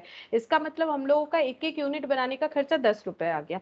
अगर हम लोग बोलते कि हम लोग एक यूनिट तो बनाए हैं लेकिन वो आधा कंप्लीट है, पूरा कंप्लीट नहीं हुआ है, मतलब अभी तक हम लोगों ने उसको प्रिपेयर, आधा प्रिपेयर करने में 5 रुपए खर्चा किया होगा, क्योंकि 10 रुपए का 50% ही खर्चा किया है। क्योंकि अगर हम लोग बोल रहे हैं कि हम लोग एक यूनिट ऐसा बना है जो कि आधा ही कंप्लीट है, आधा कंप्लीट करना अभी भी बाकी है, तो इसका मतलब हम लोगों ने 5 रुपए खर्चा किया, क्योंकि पूरा एक यूनिट को कंप्लीट बनाने में खर्चा 10 रुपए का होता है। ठीक है, और अगर हम लोग बोलेंगे 30% हम लोगों ने कंप्लीट किया है, तो इसका मतलब हम लोगों ने 3 रुपए का खर्चा किया है। ठीक है, और अगर हम लोग बोलेंगे कि 25% ही कंप्लीट हुआ है कोई एक यूनिट, तो 2.50 रुपीज का अभी तक का हम लोगों का खर्चा इनकट है। ठीक है, ये चीज पहले हमें समझना पड़ेगा, ये इक्विवेलेंट नहीं बोला है मैंने। ठीक है, मतलब ये यहाँ पर सेमी फिनिश्ड नहीं है, सेमी फिनिश्ड ये वाला पॉइंट है। ठीक है, मतलब मैंने क्या बोला कि अगर एक यूनिट प्रोडक्ट को बनाने में किसी एक प्रोसेस में 10 रुपए का खर्चा होता है, वहां पर अगर कोई प्रोसेस, उसी प्रोसेस में अगर कोई भी यूनिट आधा बना हुआ है तो 5 रुपए तक का ही खर्चा लगा है।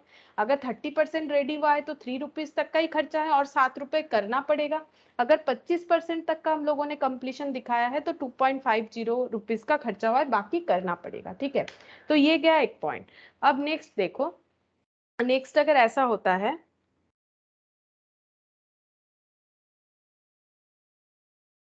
देखो नेक्स्ट क्या है कि सपोज हम लोग का ये जो यूनिट है ना 1000 यूनिट, ये क्योंकि हमें बता दिया है कि 1000 यूनिट क्या है, कंप्लीट है। ठीक है, कंप्लीट मतलब फिनिश्ड गुड्स है, तो 1000 यूनिट फिनिश्ड गुड्स तो है, और 100% ये कंप्लीट है, 100% कंप्लीट है। तभी हम लोगों ने बोला कि कंप्लीट यूनिट बनाने में 10 रुपए खर्चा होता है। लेकिन मान लो कि हम लोग को यूनिट को कुछ इस तरह से दिया हुआ है,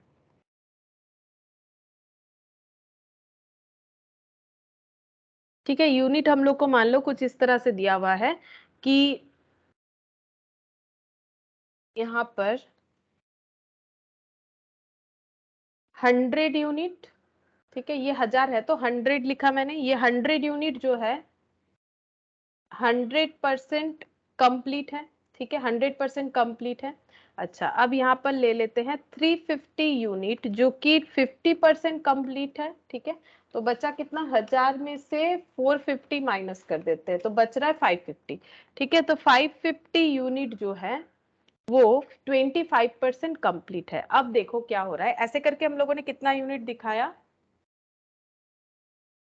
1000 यूनिट। ठीक है, अगर 1000 यूनिट यहाँ पर कंप्लीट था, तभी हम लोगों ने टोटल कॉस्ट से total ready unit, completed unit को डिवाइड करके बोला कि एक यूनिट कंप्लीट बनाने में 10 रुपए का खर्चा होता है, ये हम लोगों ने आइडेंटिफाई कर लिया। लेकिन अगर इसके जगह ऐसा बोला जाए कि जो 1000 यूनिट हम लोगों ने आउटपुट पाया है, उसमें 100 यूनिट तो ऐसा है जो कि पूरा पूरी कंप्लीट है, 350 यूनिट ऐसा है जो आधा कंप्लीट है, 550 यूनिट ऐसा है जो कि 25% कंप्लीट है, तब हम लोग कैसे पता करेंगे कि एक यूनिट बनाने का खर्चा कितना है? क्योंकि कंप्लीट जब तक नहीं होगा तो हम लोग बोल नहीं सकते। तब हम लोग यहाँ पर क्या करेंगे, इक्विवेलेंट का थिंकिंग लगाएंगे। मतलब अगर हम लोग 100 को 100% से कंप्लीट इनटू कर देते हैं तो यहाँ पर आता है 100 यूनिट। ठीक है, 350 को 50% से कंप्लीट सॉरी मल्टीप्लाई करने से आंसर आता है, देखो 175 यूनिट। ठीक है, और 550 को अगर हम लोग 25% से मल्टीप्लाई करते हैं तो आंसर आता है 137.5,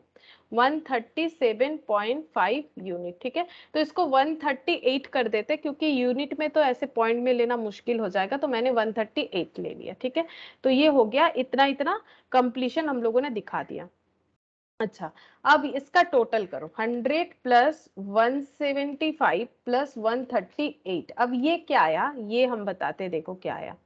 जब हम लोग 100 यूनिट को 100% से कंप्लीट करते हैं तो वो 100 यूनिट ही दे रहा है, ठीक है। मतलब 100 यूनिट को पूरा पूरी कंप्लीट करने से 100 यूनिट मिलेगा, ठीक है। 100 यूनिट को पूरा पूरी कंप्लीट करने के लिए 100 यूनिट पे जितना खर्चा होता है उतना ही होगा, ठीक है। 350 यूनिट अगर 50% कंप्लीट किया है हम लोगों ने, ठीक से सुनो पॉइंट यहाँ पर है। 350 यूनिट हम लोगों ने 50% कंप्लीट किया है, 50% कंप्लीट करना बाकी है। इसके जगह अगर हम लोग ऐसा बोलते हैं कि 350 यूनिट 50% कंप्लीट करने का मतलब होता है, अगर हम लोग इसको बोले कि 175 यूनिट कंप्लीट बनाना, ठीक है। मतलब अगर हम लोग ये बोलते हैं कि 350 यूनिट आधा बना हुआ है, इसकी जगह अगर हम लोग ये बोले कि 175 यूनिट कंप्लीट बना हुआ है, ठीक है। ये क्या है, कंप्लीट यूनिट है, कंप्लीट यूनिट है ये सब, ठीक है। लेकिन 350 तो इनकम्प्लीट है, 50% ही कंप्लीट है, 50% नहीं है। तो इसको 50% से मल्टीप्लाई करके हम लोग को इक्विवेलेंट यूनिट ये मिल गया कि 350 इनकम्प्लीट यूनिट 50% के हिसाब से, इसका मतलब ही होता है 175 यूनिट कंप्लीट है, ठीक है। अगर 350 यूनिट आधा बना हुआ है, इसका मतलब हम लोग बोल सकते हैं 175 यूनिट कंप्लीट बना हुआ है। 550 यूनिट 25% बना है, इसका मतलब हम लोग बोल सकते हैं कि 138 यूनिट कंप्लीट बना हुआ है। तो हम लोगों ने क्या कर लिया, इक्विवेलेंट बना लिया। इक्विवेलेंट कैसे बनाया, ये आधा था, ये आधा था, ये 25%, ये आधा था, ये पूरा था। तो इससे हम लोग टोटल कॉस्ट मतलब कॉस्ट पर यूनिट कैसे निकाले, क्योंकि कॉस्ट पर यूनिट निकालने के लिए कंप्लीट यूनिट से ही डिवाइड करना पड़ेगा। तो इसीलिए हम लोग अब कंप्लीट यूनिट से कैलकुलेट कर सकते हैं। सपोज खर्चा अगर हम लोग का वही हो रहा है, कॉस्ट पर यूनिट हम लोग कैसे निकालेंगे, सपोज अगर हम लोग का खर्चा ये 10,000 रुपीज का ही है, देखो 10,000 रुपीज खर्चा किया और उससे कंप्लीट यूनिट कितना बना है, 413 यूनिट। तो अगर हम लोग डिवाइड करेंगे तो हमें कॉस्ट पर यूनिट पता चल जाएगा। तो कॉस्ट पर यूनिट हो जाता है 24.21 ऐसे आ रहा है, ठीक है। अप्रोक्सीमेशन पे आ रहा है क्योंकि मेरा एग्जाम्पल के हिसाब से पॉइंट आ गया है, कोई बात नहीं। हमें कंसेप्ट समझने से मतलब है कि इसका मतलब होता है कि हम लोगों ने 413 यूनिट कंप्लीट बनाया। अब ये करने का जरूरत इसीलिए है क्योंकि नहीं तो हम लोग ये कॉस्ट पर यूनिट नहीं निकाल पाएंगे, ठीक है। इसका मतलब इस प्रोसेस में एक यूनिट पूरा बनाने का खर्चा होता है 24.21, ठीक है, एक यूनिट बनाने का। अब ये इसीलिए करना पड़ा क्योंकि हम लोग के पास कंप्लीट यूनिट तो था लेकिन खर्चा तो 10,000 है। तो 10,000 रुपए का जो खर्चा हुआ है वो कितने यूनिट बनाने का हुआ है, 100 यूनिट पूरा, 350 यूनिट आधा, 550 यूनिट 25%। अब ये सब अलग अलग बेसिस है तो हम लोग कैसे यहाँ पर नीचे लिख के डिवाइड कर दे, अगर हम लोग यहाँ 350 लिख देंगे वो तो गलत हो जाएगा। तो 10,000 पे जो खर्चा है वो 100 यूनिट पूरा बनाने का है, 350 आधा बनाने का है, 550 1/4 यानी कि 25% बनाने का है। तो इसको हम लोगों को इक्विवेलेंट अगर करना है तो हम लोग क्या करेंगे, सारे यूनिट को कंप्लीट में ट्रांसफर करेंगे। तो ये तो ऑलरेडी कंप्लीट है, इसको कंप्लीशन में कैसे ट्रांसफर करेंगे, 350 मतलब 50% कंप्लीट, तो 100% कंप्लीट मतलब कितना हो जाएगा, उस तरह से कैलकुलेट किया, ठीक है। तो यहाँ पर इंटू कर दो 50% से तो हमें पता चल जाएगा, ठीक है। अब फिर 550 यूनिट 25% कंप्लीट है तो 100% मतलब कितना हो जाएगा, इंटू कर देंगे, 138 यूनिट बना हुआ है तो 138 यूनिट कंप्लीटेड का मतलब ही होता है 550 यूनिट 25% बना हुआ है, ठीक है। तो इस वजह से इक्विवेलेंट का कंसेप्ट आया हुआ है, इक्विवेलेंट का कंसेप्ट इसी वजह से आया है, ठीक है।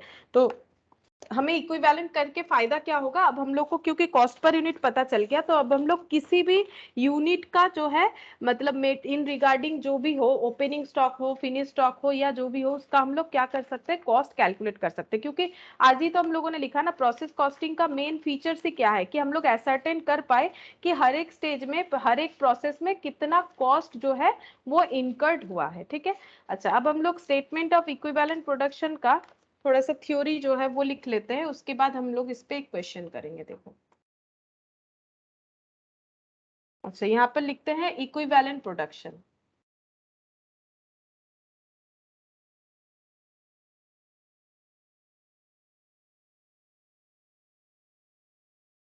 It means expressing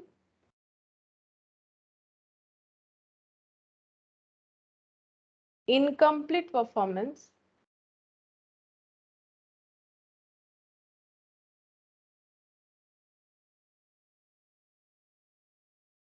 in terms of complete performance। वही चीज तो मैंने अभी समझाया। कि जो भी इनकम्प्लीट परफॉर्मेंस है उसको हम लोग कंप्लीट परफॉर्मेंस पे ट्रांसफर करके बताएंगे, ठीक है।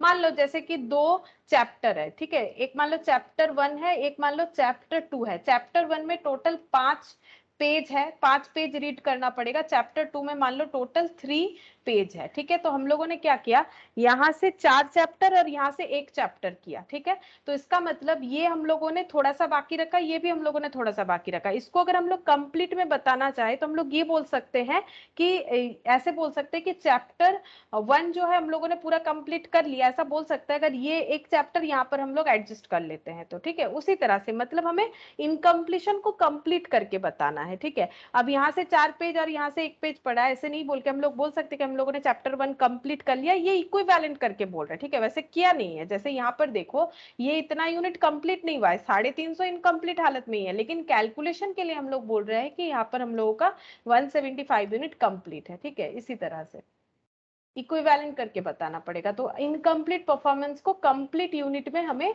बताना है। अच्छा, नेक्स्ट देखते हैं। In terms of complete performance, for example, if there are 1000 units, 1000 units in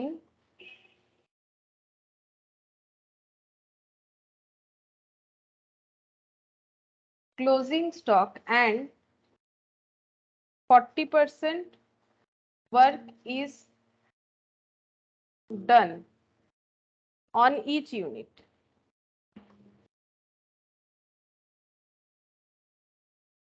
it can be concluded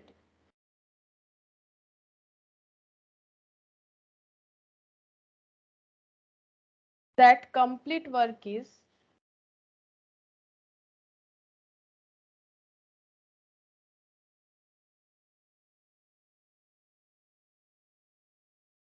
done on 400 units and no work is done on remaining 600 unit. वही चीज देखो, अगर एग्जाम्पल के तौर पे 1000 यूनिट क्लोजिंग स्टॉक में है जो कि 40% कंप्लीटेड हालत में है, मतलब बाकी 60% उस पर काम होगा तभी जाके वो पूरा पूरी कंप्लीट होगा, 40% ही काम हुआ है। तो इसको हम लोग कैसे करके रिप्रेजेंट करेंगे, हम लोग ये बोलेंगे, हम लोग ऐसे नहीं बोलेंगे कि 40% काम हुआ है 60% बाकी है, इस तरह से नहीं, मतलब ये तो बोलने का बात है। अब 1000 यूनिट को कैसे रिप्रेजेंट करेंगे, तो 1000 यूनिट 40% कंप्लीट है, ऐसे ना बोल के हम लोग ये बोलेंगे कि 400 यूनिट फुल्ली कंप्लीट है और 600 यूनिट पे कुछ भी काम नहीं हुआ है, ऐसा बोलेंगे, ठीक है। जैसे मैंने बोला कि चैप्टर उसमें 4 रेडी किया, इसमें 1 रेडी किया, तो हम लोग ये नहीं बोल रहे वहां से 4 चैप्टर रेडी किया, यहाँ से 1 चैप्टर, हम लोग बोलेंगे कि पहला जो है स्टडी नोट उसको पूरा कंप्लीट किया, इस तरह से, ठीक है। तो remaining 600 units before preparing the process account, we are required to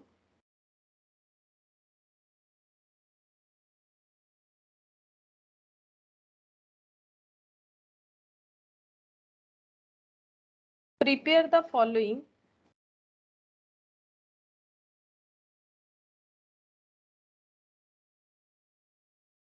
three statement।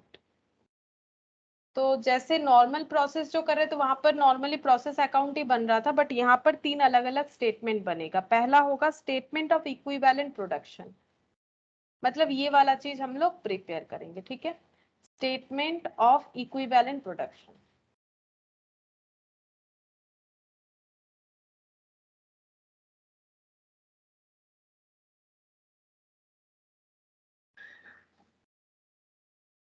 Bracket में the objective of this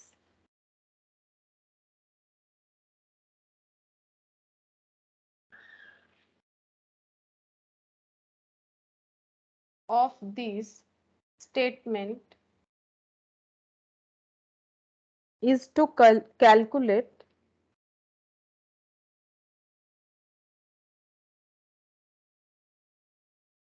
is to calculate the normal output. इसका ऑब्जेक्टिव क्या है? हम लोग नॉर्मल आउटपुट कैलकुलेट कर पाएंगे, अभी करेंगे तो समझ में आ जाएगा। नेक्स्ट हम लोग प्रिपेयर करेंगे statement of cost per unit. The objective of this statement is to calculate the cost per unit of normal output.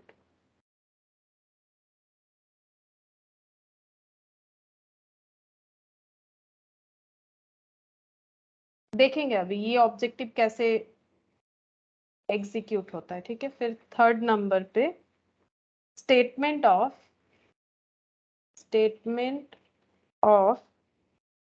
Value of equivalent production.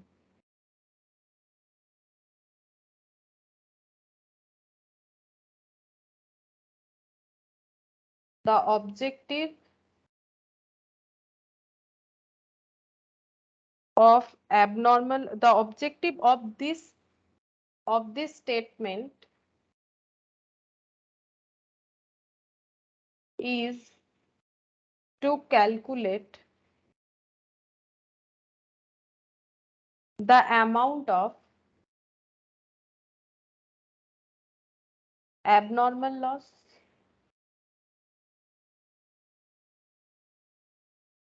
abnormal gain,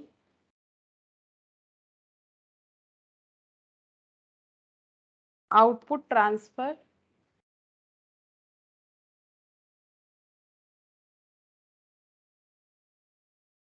and closing stock। तो ये तीन जो statement है, इसका जो objective मैंने लिखवाया वो भी हम लोग एक प्रैक्टिकल क्वेश्चन देखेंगे तो समझ में आएगा कि इसका ऑब्जेक्टिव कैसे परफॉर्म हो रहा है, ठीक है। तो पहला क्वेश्चन यहाँ पर देखते हैं। ये देखो, पहला इससे रिलेटेड जो क्वेश्चन है वो है इलास्ट्रेशन 29 शायद नहीं 27, ठीक है। 27 में बोला है सिर्फ स्टेटमेंट ऑफ इक्विवेलेंट प्रोडक्शन बनाओ। मतलब ये पहला वाला स्टेटमेंट ऑफ इक्विवेलेंट प्रोडक्शन बनाओ, मतलब हम लोगों को इनकम्प्लीट यूनिट को कंप्लीट यूनिट में बना के दिखाना है, ठीक है। तो इसके लिए जो स्ट्रक्चर होगा वो कैसे होगा, देखो यहाँ पर पहले क्वेश्चन पढ़ लेते क्या बोला है। ओपनिंग स्टॉक है 1600 यूनिट, जो कितना कंप्लीट है, डिग्री ऑफ कंप्लीशन। जो ओपनिंग स्टॉक है मतलब प्रीवियस ईयर वाला जो स्टॉक इस साल हमें मिल रहा है वो कंप्लीट कितना है, वो उसका डिटेल्स हमें दे रखा है। देखो, मटेरियल के रेस्पेक्ट में 70% कंप्लीटेड है, लेबर के रेस्पेक्ट में 40% कंप्लीटेड है और ओवरहेड के रेस्पेक्ट में 60% कंप्लीट है। तो ओपनिंग स्टॉक इतना इतना कंप्लीट है, तो अगर इसे हम लोगों को फुल्ली कंप्लीट करना पड़ेगा तो मटेरियल का खर्चा और 30% करना पड़ेगा, लेबर पे और 40% का खर्चा करना पड़ेगा, ओवरहेड पे और 40% का खर्चा करना पड़ेगा करंट ईयर में। ये तो ऑलरेडी हो चुका है। ट्रांसफर फ्रॉम प्रोसेस वन से मतलब ये प्रोसेस 2 होगा, फिर प्रोसेस 1 से 10,200 यूनिट ट्रांसफर होके आया है, तो ये भी एज ए इनपुट काम करेगा और ये भी एज ए इनपुट काम करेगा, जस्ट लाइक दिस क्वेश्चन। ये देखो, ये दोनों, ठीक है, ओपनिंग स्टॉक और ट्रांसफर। अच्छा, अब हम लोग देखते हैं कैसे बनेगा। इसके बाद क्या बोला था यहाँ पर देखो कि transfer to next process 9,200 unit, ठीक है। तो हम लोगों के पास इनपुट कितना था, अगर ये प्रोसेस 1 है, ठीक है, हम लोगों के पास इनपुट कितना था 1600 और 10,200। मैंने दो अलग इसीलिए दिखाया क्योंकि ये प्रीवियस ईयर का इनपुट था, ठीक है, और ये जो है करंट ईयर का इनपुट था। तो इसमें हम लोग को ट्रांसफर टू नेक्स्ट प्रोसेस बोल रहा है 9,200 यूनिट स्क्रैप बोला है 800 और नॉर्मल लॉस बोला है 10% ऑफ इनपुट, क्लोजिंग स्टॉक बोला है 1800। मतलब जितना भी इनपुट हुआ है उसमें लॉस हो जाएगा, नॉर्मल लॉस होगा 10%, ठीक है, उसका नॉर्मल लॉस होगा 10%, यूनिट स्क्रैप होगा 800, ठीक है, और ट्रांसफर टू नेक्स्ट प्रोसेस होगा 9,200। तो हम ये ट्रांसफर टू नेक्स्ट प्रोसेस में ही आ रहे हैं। पहले नेक्स्ट प्रोसेस में जो 9,200 ट्रांसफर होगा उसका ट्रांसफर हम लोग फीफो बेसिस में एज्यूम करेंगे, कुछ नहीं क्वेश्चन में बोलेगा तो। फीफो का मतलब होता है फर्स्ट इन फर्स्ट आउट। इसका मतलब हम लोग ये एज्यूम करेंगे जब पहले ये वाले प्रोसेस से, प्रोसेस 2 से जब दूसरे वाले प्रोसेस में जा रहा है, क्योंकि ये प्रोसेस 2 है ये इसीलिए पता चल रहा है क्योंकि प्रोसेस 1 से इसने ट्रांसफर लिया हुआ है, तो 1600 जो प्रीवियस यूनिट था वो पहले ट्रांसफर होगा, ठीक है।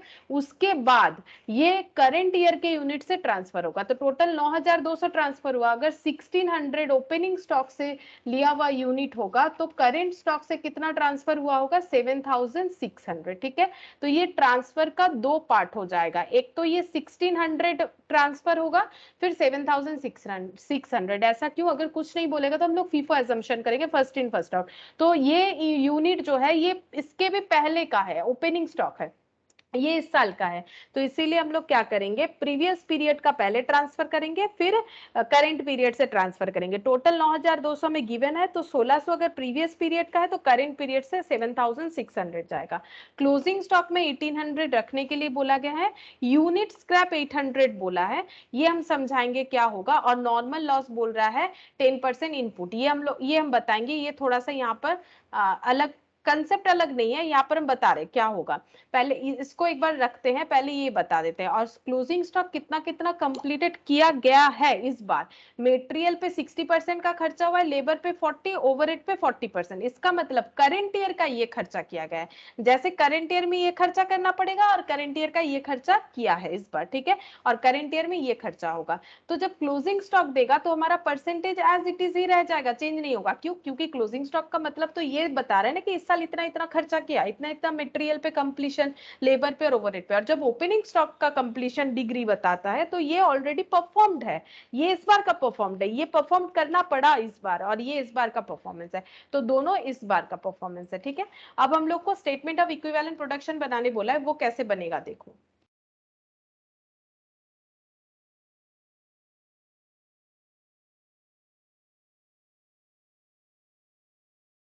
इलस्ट्रेशन 27,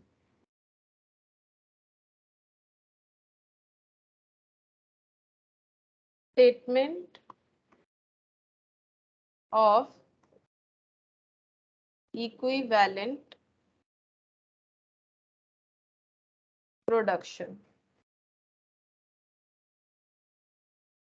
यहाँ पर कॉलम होगा इनपुट का, उसके बाद होगा पर्टिकुलर्स,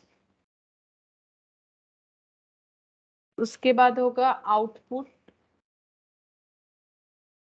फिर जितने सारे खर्चे रहेंगे, क्या क्या है, मेटेरियल, लेबर, ओवरहेड, तो यहाँ पर मेटेरियल, लेबर और ओवरहेड, और ये सब का हमें सब कॉलम बनाना पड़ेगा परसेंटेज यूनिट के हिसाब से। परसेंटेज यूनिट मेटेरियल का, लेबर का भी वही परसेंटेज यूनिट, ओवरहेड का भी वही परसेंटेज और यूनिट। अच्छा, अब इसको हम ऐसे बॉक्स बना लेते हैं।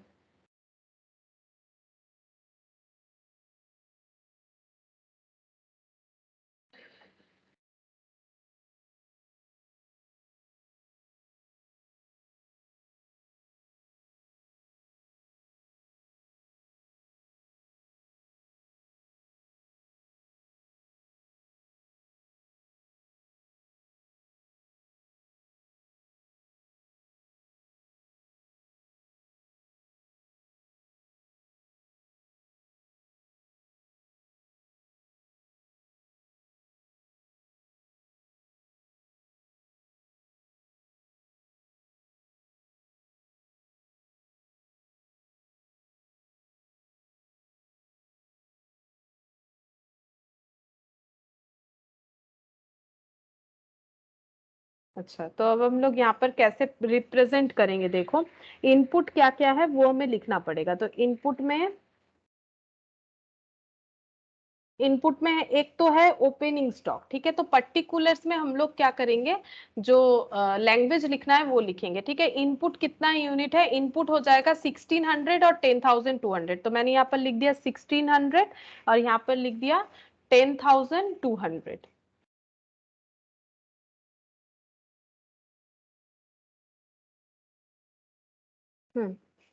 10200, ठीक है। ये क्या है, ये इनपुट है, ठीक है। और ये क्या है, ये है करंट ईयर में जो हम लोगों ने दिया है, ठीक है। तो ये हो जाएगा हम लोगों का, इसको हम लोग क्या लिखें, ये इनपुट हो जाएगा, इसको हम लोग लिखेंगे, रुको इसका नाम क्या देना चाहिए हम लोगों को, इशूड दे देते हैं, ठीक है। ये इतना इस बार इशू किया गया है, इशूड, ठीक है। अच्छा ये इनपुट है। अब आउटपुट हमें क्या मिलेगा, यहाँ पर बोला है कि आउटपुट का बहुत सारा अलग अलग जो है पैटर्न है। देखो आउटपुट में कुछ तो क्लोजिंग स्टॉक में रह जाएगा, आउटपुट का कुछ हिस्सा नॉर्मल लॉस के हिसाब से आउटपुट आया है, ठीक है। और कुछ हिस्सा जो है हम लोग नेक्स्ट प्रोसेस में ट्रांसफर कर रहे हैं, तो वो भी आउटपुट ही है, तभी नेक्स्ट प्रोसेस में ट्रांसफर कर पा रहे हैं। तो यहाँ पर लिखेंगे फिनिश्ड यूनिट्स कितना है, ठीक है, फिनिश्ड यूनिट। तो इनपुट जो है वो भी फिनिश्ड यूनिट्स है, 10,200 जो हम लोगों ने इशू किया था, ठीक है। उसमें से फिनिश्ड यूनिट कितना है, ये इशू हुआ था, इसमें से फिनिश्ड यूनिट्स है हम लोगों का ये वाला क्लोजिंग स्टॉक है, फिनिश्ड यूनिट्स है 9,200। लेकिन इसको हम लोगों को कैसे लिखना पड़ेगा, ये हमें दिखाना पड़ेगा कि ये कितना प्रीवियस ईयर का फिनिश्ड यूनिट है। मतलब ये जो 1600 है ना, बात इतना सा है कि ये जो ओपनिंग स्टॉक का 1600 है, ये करेंटली भी फिनिश स्टॉक के हिसाब से आ जाएगा 1600। तो यहाँ पर हम ब्रैकेट में लिखते हैं ये 1600 फिनिश्ड यूनिट होगा, प्लस वो फिनिश्ड यूनिट जो ट्रांसफर हो रहा है, कितना ट्रांसफर हुआ है, 9,200 यूनिट।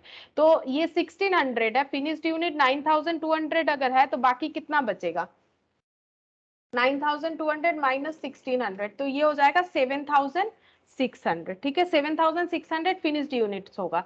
कैसे कैलकुलेट किया हम लोगों ने, हम यहाँ पर दिखा देते हैं। टोटल फिनिश्ड यूनिट्स बता रखा है 9,200। फिनिश्ड यूनिट इससे ही बोलेंगे जो ट्रांसफर होगा नेक्स्ट प्रोसेस में, ठीक है, जो ट्रांसफर होगा नेक्स्ट प्रोसेस में 9,200 ट्रांसफर होगा, उसमें से 1600 प्रीवियस ईयर वाला जाएगा, तो बाकी जो है वो करंट ईयर वाले से जाएगा, 7,600 हो जाएगा। ये हो गया फिनिश्ड यूनिट्स, ठीक है। अब क्लोजिंग स्टॉक बता रखा है क्वेश्चन में, क्लोजिंग स्टॉक में हमें कितना रखना है, क्लोजिंग स्टॉक में 1800 रखना पड़ेगा, ठीक है। क्लोजिंग स्टॉक में 1800 रखना पड़ेगा। अब नॉर्मल लॉस, ठीक है, तो नॉर्मल लॉस कितना होगा, यहाँ पर क्वेश्चन में बोला है, देखो इनपुट कितना है, इनपुट का जितना है 10% नॉर्मल लॉस होगा। अगर इनपुट देखते हैं तो इनपुट हो जाता है 11,800, ठीक है, इनपुट हो जाता है 11,800। तो हम लोगों का आउटपुट जो है अगर 11,800 से कम या ज्यादा आता है तो हम लोगों का नॉर्मल लॉस या एबनॉर्मल गेन होगा, ठीक है, नॉर्मल लॉस या एबनॉर्मल गेन होगा। यहाँ पर जगह थोड़ा सा कम हो जाता है, हम इसको ना थोड़ा ऊपर लिखते हैं, ठीक है, इसको थोड़ा सा ऊपर लिख देते हैं, यही वाला चीज लिखेंगे, थोड़ा ऊपर लिखेंगे, अगर आप लोग का जगह है तो मत मिटाओ। यहाँ पर मैंने इनपुट लिख दिया, यहाँ पर लिखते हैं फिनिश्ड फिनिश्ड यूनिट, ठीक है। इसमें से फिनिश्ड यूनिट कितना है, इसमें से फिनिश्ड यूनिट्स है 7,600। 1600 का जो इनपुट दिया है, ठीक है, उसमें से फिनिश्ड है 1600 और इसमें से है 7,600, दोनों का टोटल करने से आ जाता है 9,200, ठीक है। ये दोनों मिला के जो है हमें ट्रांसफर मिल जाएगा। क्लोजिंग स्टॉक में रखने बोला गया है 1800, ठीक है। और नॉर्मल लॉस कितना होगा वो हम लोग कैलकुलेट करते हैं। तो नॉर्मल लॉस बोला है 10% ऑफ इनपुट, वैसे इनपुट का 10% करेंगे तो 11,800 होगा और ये 1,800 हो जाएगा। बट यहाँ पर ना क्वेश्चन में थोड़ा सा एक लैंग्वेज प्रॉब्लम है अकॉर्डिंग टू द आंसर, ठीक है। आंसर जो है वो 1,000 किया हुआ है, लेकिन ये कैसे पॉसिबल है, एक्चुअली इनको यहाँ पर लैंग्वेज लिखना था नॉर्मल लॉस 10% ऑफ इनपुट नहीं, 10% ऑफ प्रोड्यूस्ड यूनिट, ठीक है, 10% ऑफ प्रोड्यूस्ड यूनिट इस क्वेश्चन का लैंग्वेज होना चाहिए, तब जाके हम लोग के आंसर के साथ टैली होगा। प्रोड्यूस्ड यूनिट कैसे निकालेंगे, कितना यूनिट प्रोड्यूस्ड हुआ है, ओपनिंग स्टॉक क्या होता है, ओपनिंग वाला प्लस करेंट ईयर का जो भी है ना, opening stock plus current year का जो भी है माइनस क्लोजिंग स्टॉक अगर करेंगे तो हमें पता चल जाएगा कितना हम लोगों ने प्रोड्यूस किया है। तो पहले से हम लोगों के पास कितना यूनिट था, 1600 यूनिट था। करंट ईयर में हम लोगों ने 10,200 यूनिट ट्रांसफर किया और 1,800 यूनिट हम लोग रख लिए, ठीक है। इसका मतलब हम लोगों का जो प्रोड्यूस्ड यूनिट है वो कितना हो जाएगा, प्रोड्यूस्ड यूनिट हो जाएगा 10,000, ठीक है। ये चीज लिख लो, प्रोड्यूस्ड यूनिट पे हम लोगों का ये कैलकुलेशन होना चाहिए, ठीक है। इस क्वेश्चन को ऐसे देना चाहिए था।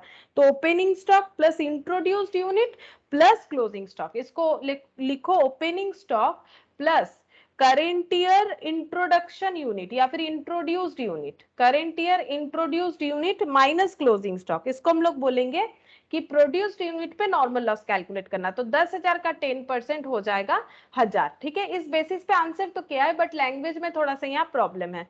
तो यहाँ पर हो जाएगा 11,800 की जगह यहाँ पर हम लोग कैलकुलेट करेंगे इस तरह से। हम यहाँ पर ब्रैकेट देख के लिख देते हैं। यहाँ पर हो जाएगा 1600 प्लस 10,200 जो कि इनपुट है, माइनस 1800 मतलब प्रोड्यूस्ड यूनिट का 10% यानी कि 1000। ठीक है, अब टोटल करो कितना आउटपुट आ रहा है। 1600 आउटपुट की तरह आएगा, 7600 आउटपुट आएगा, 1800 भी आउटपुट आएगा लेकिन वो क्लोजिंग स्टॉक की तरह रह जाएगा, 1000 आउटपुट आया है बट नॉर्मल लॉस।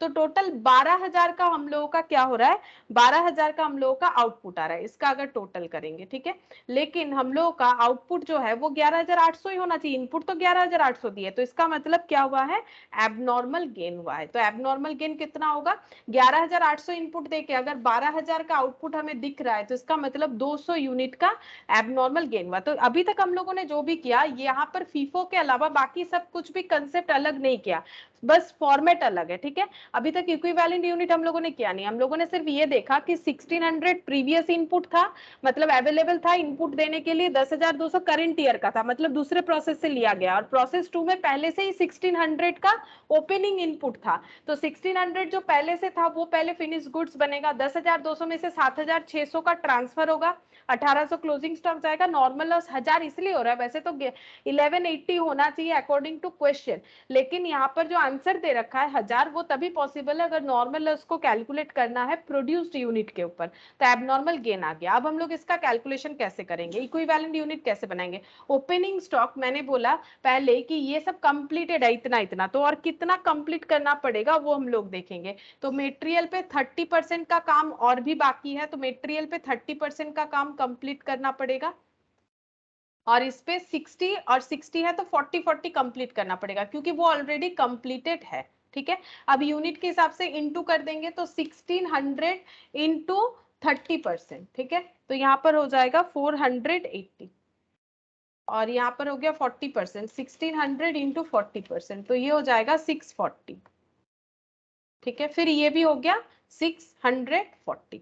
अच्छा, फिनिश्ड यूनिट्स, हमेशा फिनिश्ड यूनिट्स वही होता है जो 100% कंप्लीट होता है, ये क्वेश्चन में नहीं दिया हुआ रहेगा, अगर दिया हुआ होगा तो भी 100% ही दिया हुआ रहेगा, तो उसे ही हम लोग फिनिश्ड यूनिट्स बोल सकते हैं। ठीक है, तो ये 100% मतलब 7,600, 7,600 और 7,600। क्लोजिंग स्टॉक का बताया होगा, देखो क्लोजिंग स्टॉक मेटेरियल 60%, अब ये 60% ही लेंगे क्योंकि हमें करेंट ईयर का डिग्री ऑफ कंप्लीशन देखना है, तो ये प्रीवियस ईयर का डिग्री ऑफ कंप्लीशन है, तो करंट ईयर में बचा हुआ कंप्लीशन किया गया होगा, तो इसीलिए 30 40 40, और ये करंट ईयर का ही है क्योंकि ये क्लोजिंग स्टॉक है और ये ओपनिंग स्टॉक है।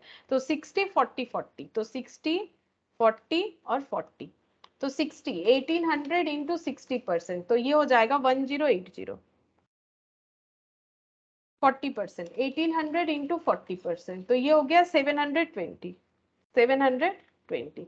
नॉर्मल लॉस का कभी भी वैल्यूएशन नहीं किया जाता है। ठीक है, नॉर्मल लॉस का हम लोग कोई भी वैल्यूएशन नहीं करेंगे इक्विवेलेंट यूनिट बनाने के लिए। और एबनॉर्मल गेन जो है ये टोटल हो जाएगा। एबनॉर्मल गेन का क्या करेंगे, अगर एबनॉर्मल गेन का दिया हुआ है डेटा कितना कितना कंप्लीट है तो उतना ही लिखेंगे, अगर नहीं दिया हुआ है तो उसको 100% दिखाना पड़ेगा। ठीक है, ये चीज नोट कर लो कि एबनॉर्मल गेन अगर क्वेश्चन में उसका डिग्री ऑफ कंप्लीशन बताता है तो वही लेंगे, क्वेश्चन फॉलो करेंगे, अगर नहीं बता रहा है तो हम लोगों को 100% लेना पड़ेगा। ठीक है, ये रूल्स है, 100% लेना पड़ेगा। तो 100% मतलब 200 200 और 200। इसका टोटल कर लेते हैं, इसका टोटल हो गया 4,800, सॉरी 480 प्लस 7600 प्लस 1080, 9,160, और ये लेस हो रहा है तो माइनस 200, 8960, ये आ गया। अच्छा, अब यहाँ पर 640, 7,600 प्लस 720, 8,960 माइनस 200, तो ये हो गया 8,700,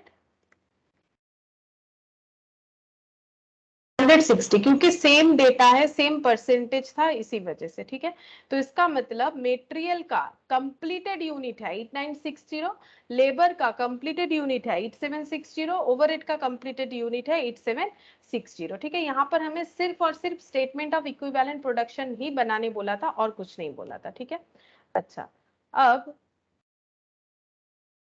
अब हम लोग दूसरा एक क्वेश्चन देखते हैं। देखो,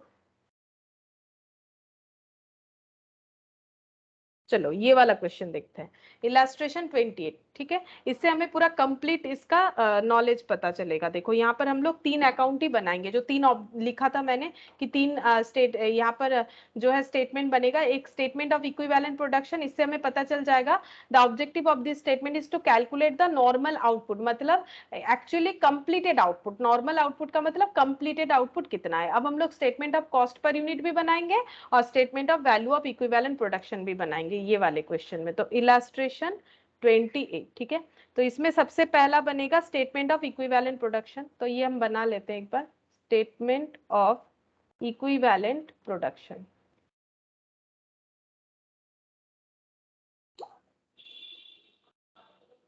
input, particular, output, material, labour, overhead, यही होता है नॉर्मली, इसीलिए मैंने नहीं देख के लिख दिया। ठीक है, कुछ चेंजेस होगा तो कर लेंगे। परसेंटेज यूनिट, परसेंटेज यूनिट और परसेंटेज यूनिट, तो पहले ये बना लेते हैं। देखो, अब क्वेश्चन देख लेते हैं एक बार क्या बोला है।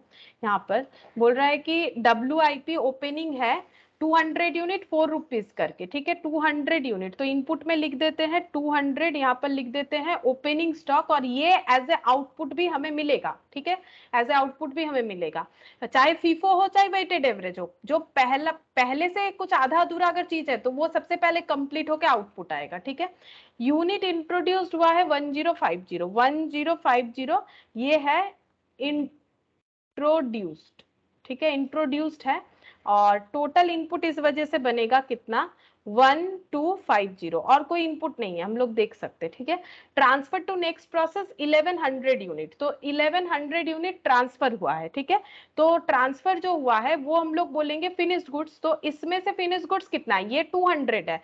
टोटल फिनिश्ड गुड्स ट्रांसफर बोल रहा है 1050। ठीक है, टोटल ट्रांसफर बोला है 1050, उसमें से 200 तो प्रीवियस वाले से जाएगा, तो बचा हुआ करंट वाले से जाएगा। तो 1050 में से 200 हटा देते हैं तो 850 यूनिट बचेगा। ठीक है, सॉरी 1050 बोल रहे हैं, टोटल जो ट्रांसफर है उससे 1100 से, तो टोटल 1100 का ट्रांसफर है, उसमें से 200 ओपनिंग स्टॉक वाला चला जाएगा, तो बचा हुआ जो रहेगा दैट इज 900, वो ये इंट्रोड्यूस्ड यूनिट से जाएगा, इंट्रोड्यूस्ड यूनिट से जाएगा 900, और 900 और 200 मिला के 1100 हो जाएगा। ठीक है, अच्छा, अब यहाँ पर देखते हैं नेक्स्ट क्या बोल रहा है। क्लोजिंग स्टॉक में 150 रहेगा, क्लोजिंग स्टॉक में रहेगा 150 यूनिट, इसमें कोई नॉर्मल लॉस नहीं बोला है। ठीक है, तो फिर इसका टोटल कर लेते हैं, कितना हो रहा है, 200 प्लस 900 प्लस 150। अच्छा, no normal loss, no abnormal loss, no abnormal gain, कुछ भी नहीं है। 200 यूनिट इनपुट दिया था, वो आउटपुट हुआ।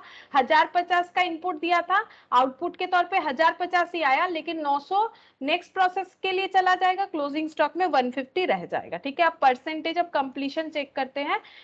जो ओपनिंग वाला है वो मेटेरियल 100% कंप्लीट हो चुका था, तो अभी कुछ भी नहीं करना पड़ेगा इसमें, क्योंकि ये तो ओपनिंग वाला है। ठीक है, और लेबर 40% और ओवरहेड 40% कंप्लीटेड था, तो 60% अभी कंप्लीट करना पड़ेगा, तो 200 का 60% हो जाता है 120, यहाँ पर भी हो गया 120। ठीक है, और जो फिनिश गुड्स है वो तो मैंने बोला 100% होगा, कुछ बोले या ना बोले क्वेश्चन में, और अगर बोलेगा तो 100% ही वो शो करेगा, तो 900 900 और 900। ठीक है, और क्लोजिंग स्टॉक का कंप्लीशन बोला है 100% मेटेरियल पे खर्चा हुआ है, 100% मतलब 150,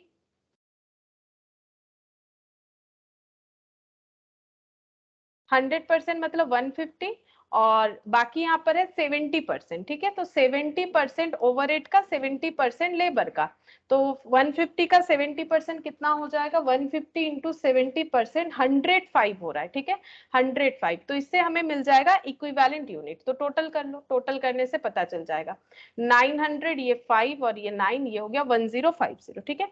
यहाँ पर कितना हो जाएगा, 105 प्लस 900 प्लस 120, तो इसका टोटल होता है 1125, ठीक है। ये बन गया स्टेटमेंट ऑफ इक्विवेलेंट प्रोडक्शन। मतलब 1250 जो यूनिट बना हुआ है, जिसमें कोई आधा है कोई पूरा नहीं है, क्योंकि ये 200, 900 और 150 का टोटल है, जिसमें से 200 का इतना इतना बाकी था, 900 पूरा बना हुआ था और 150 का इतना इतना बाकी था, ठीक है। तो ये हम लोग मतलब इतना इतना हुआ है, 30% बाकी है। तो इससे हम लोग क्या कैलकुलेट कर रहे हैं कि एक्चुअली फिर कंप्लीटेड यूनिट कितना कितना हुआ है, इसको हम लोग बना लेते हैं। स्टेटमेंट ऑफ इक्विवेलेंट प्रोडक्शन बन गया।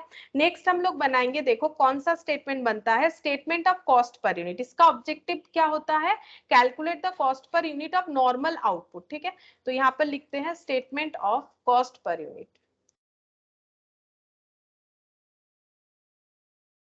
Statement of cost per unit कैसे निकालेंगे, जैसे मैंने इक्विवेलेंट यूनिट जब समझाया जिस तरह से किया था, टोटल कॉस्ट को डिवाइड कर देंगे ये वाले यूनिट से, सेम इसी चीज को हम यहाँ पर शो करेंगे। देखो कैसे करके होगा।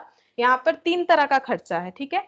यहाँ पर कॉलम बना लेते हैं, पर्टिकुलर्स जो फॉर्मेट है, यहाँ पर पर्टिकुलर्स लिखना पड़ेगा, यहाँ पर अमाउंट, इक्विवेलेंट यूनिट और कॉस्ट पर यूनिट निकालेंगे, ठीक है।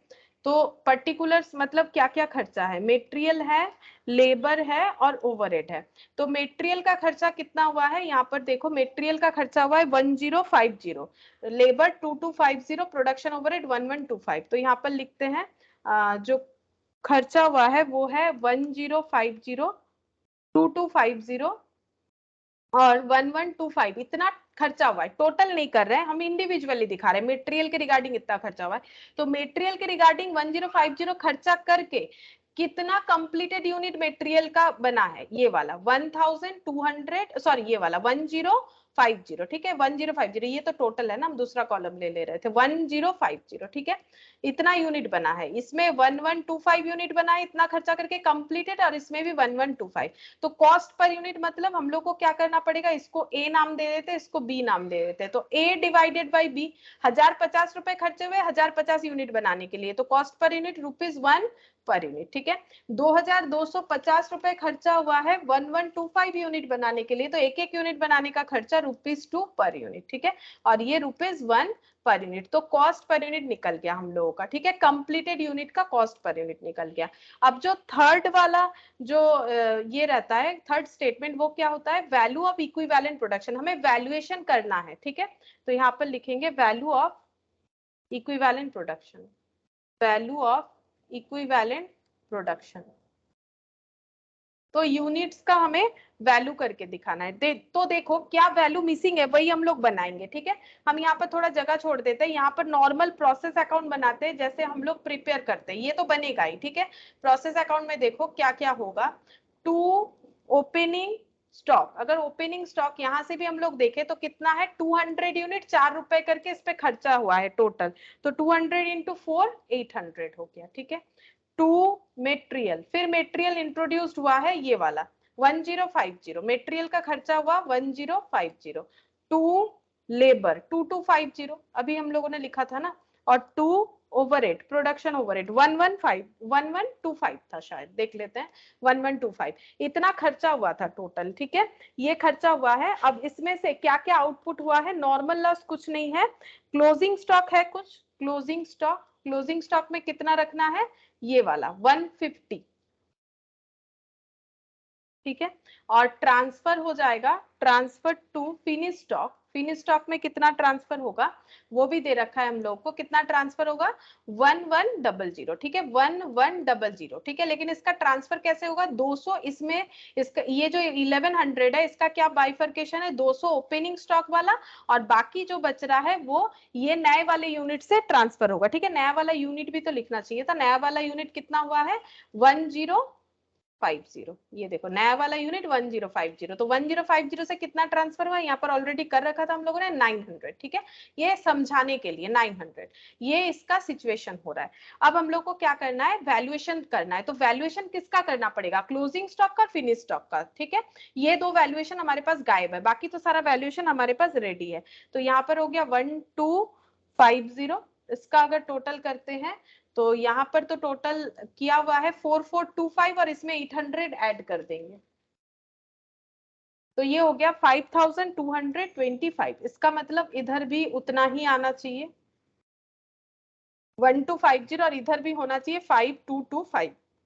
तो हमें क्लोजिंग स्टॉक का जो है वैल्यूएशन करना पड़ेगा, तो कैसे करेंगे, क्लोजिंग स्टॉक पे क्या क्या खर्चा करना पड़ेगा, देखो क्लोजिंग स्टॉक पे मटेरियल का खर्चा हो रहा है, मतलब क्लोजिंग स्टॉक 100% मटेरियल हो चुका है खर्चा ऑब्वियसली, लेकिन हम लोग को वैल्यूएशन करना पड़ेगा, मतलब 150 यूनिट बनाने का कितना खर्चा हुआ है, तो मटेरियल और यहाँ पर हो जाएगा लेबर और यहाँ पर हो जाएगा ओवरहेड, ठीक है, ये खर्चा हो गया। अब यूनिट्स कितना कितना, मटेरियल कंप्लीटेड यूनिट कितना है 150, यहाँ से हम लोग देख सकते हैं, क्लोज लेबर का कंप्लीटेड यूनिट 105 और ओवरहेड का 105, तो यूनिट हम लोग यहाँ पर जो कंप्लीटेड है वही लेंगे, तभी तो इक्विवेलेंट बना रहे हैं। और कॉस्ट पर यूनिट क्या है, तो लेबर का खर्चा होता है ये 2 रुपया, ओवरहेड का 1 रुपया, मटेरियल का 1 रुपया, तो कॉस्ट पर यूनिट है 121, ठीक है, तो टोटल कॉस्ट कितना हो जाएगा 150, ये इंटू करने से ये हो जाएगा 105 इंटू 2, 105 इंटू 2 करने से होता है 210 और 105, तो टोटल करते हैं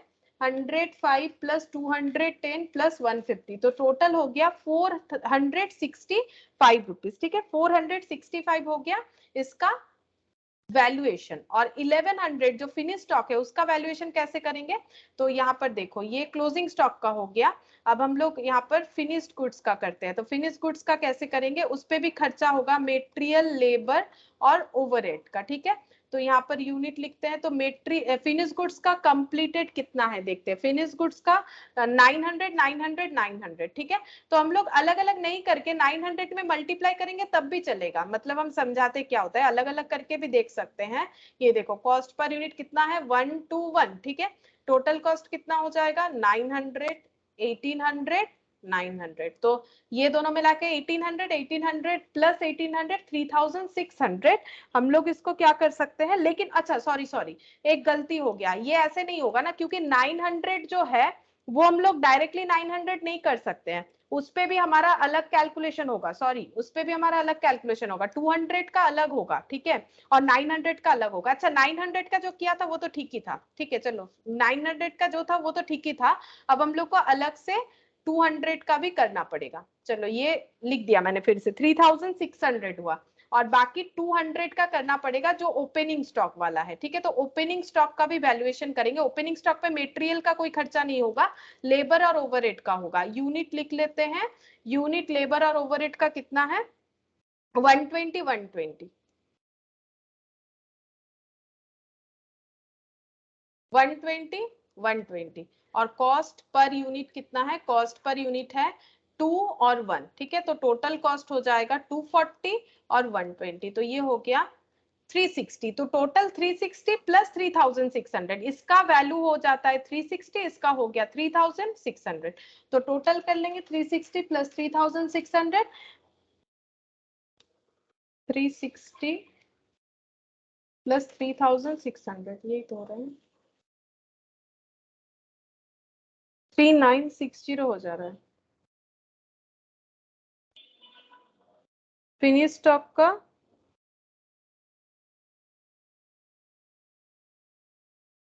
ये ठीक है, और इसमें खर्चा हुआ 240 से 120, अच्छा ये ठीक है।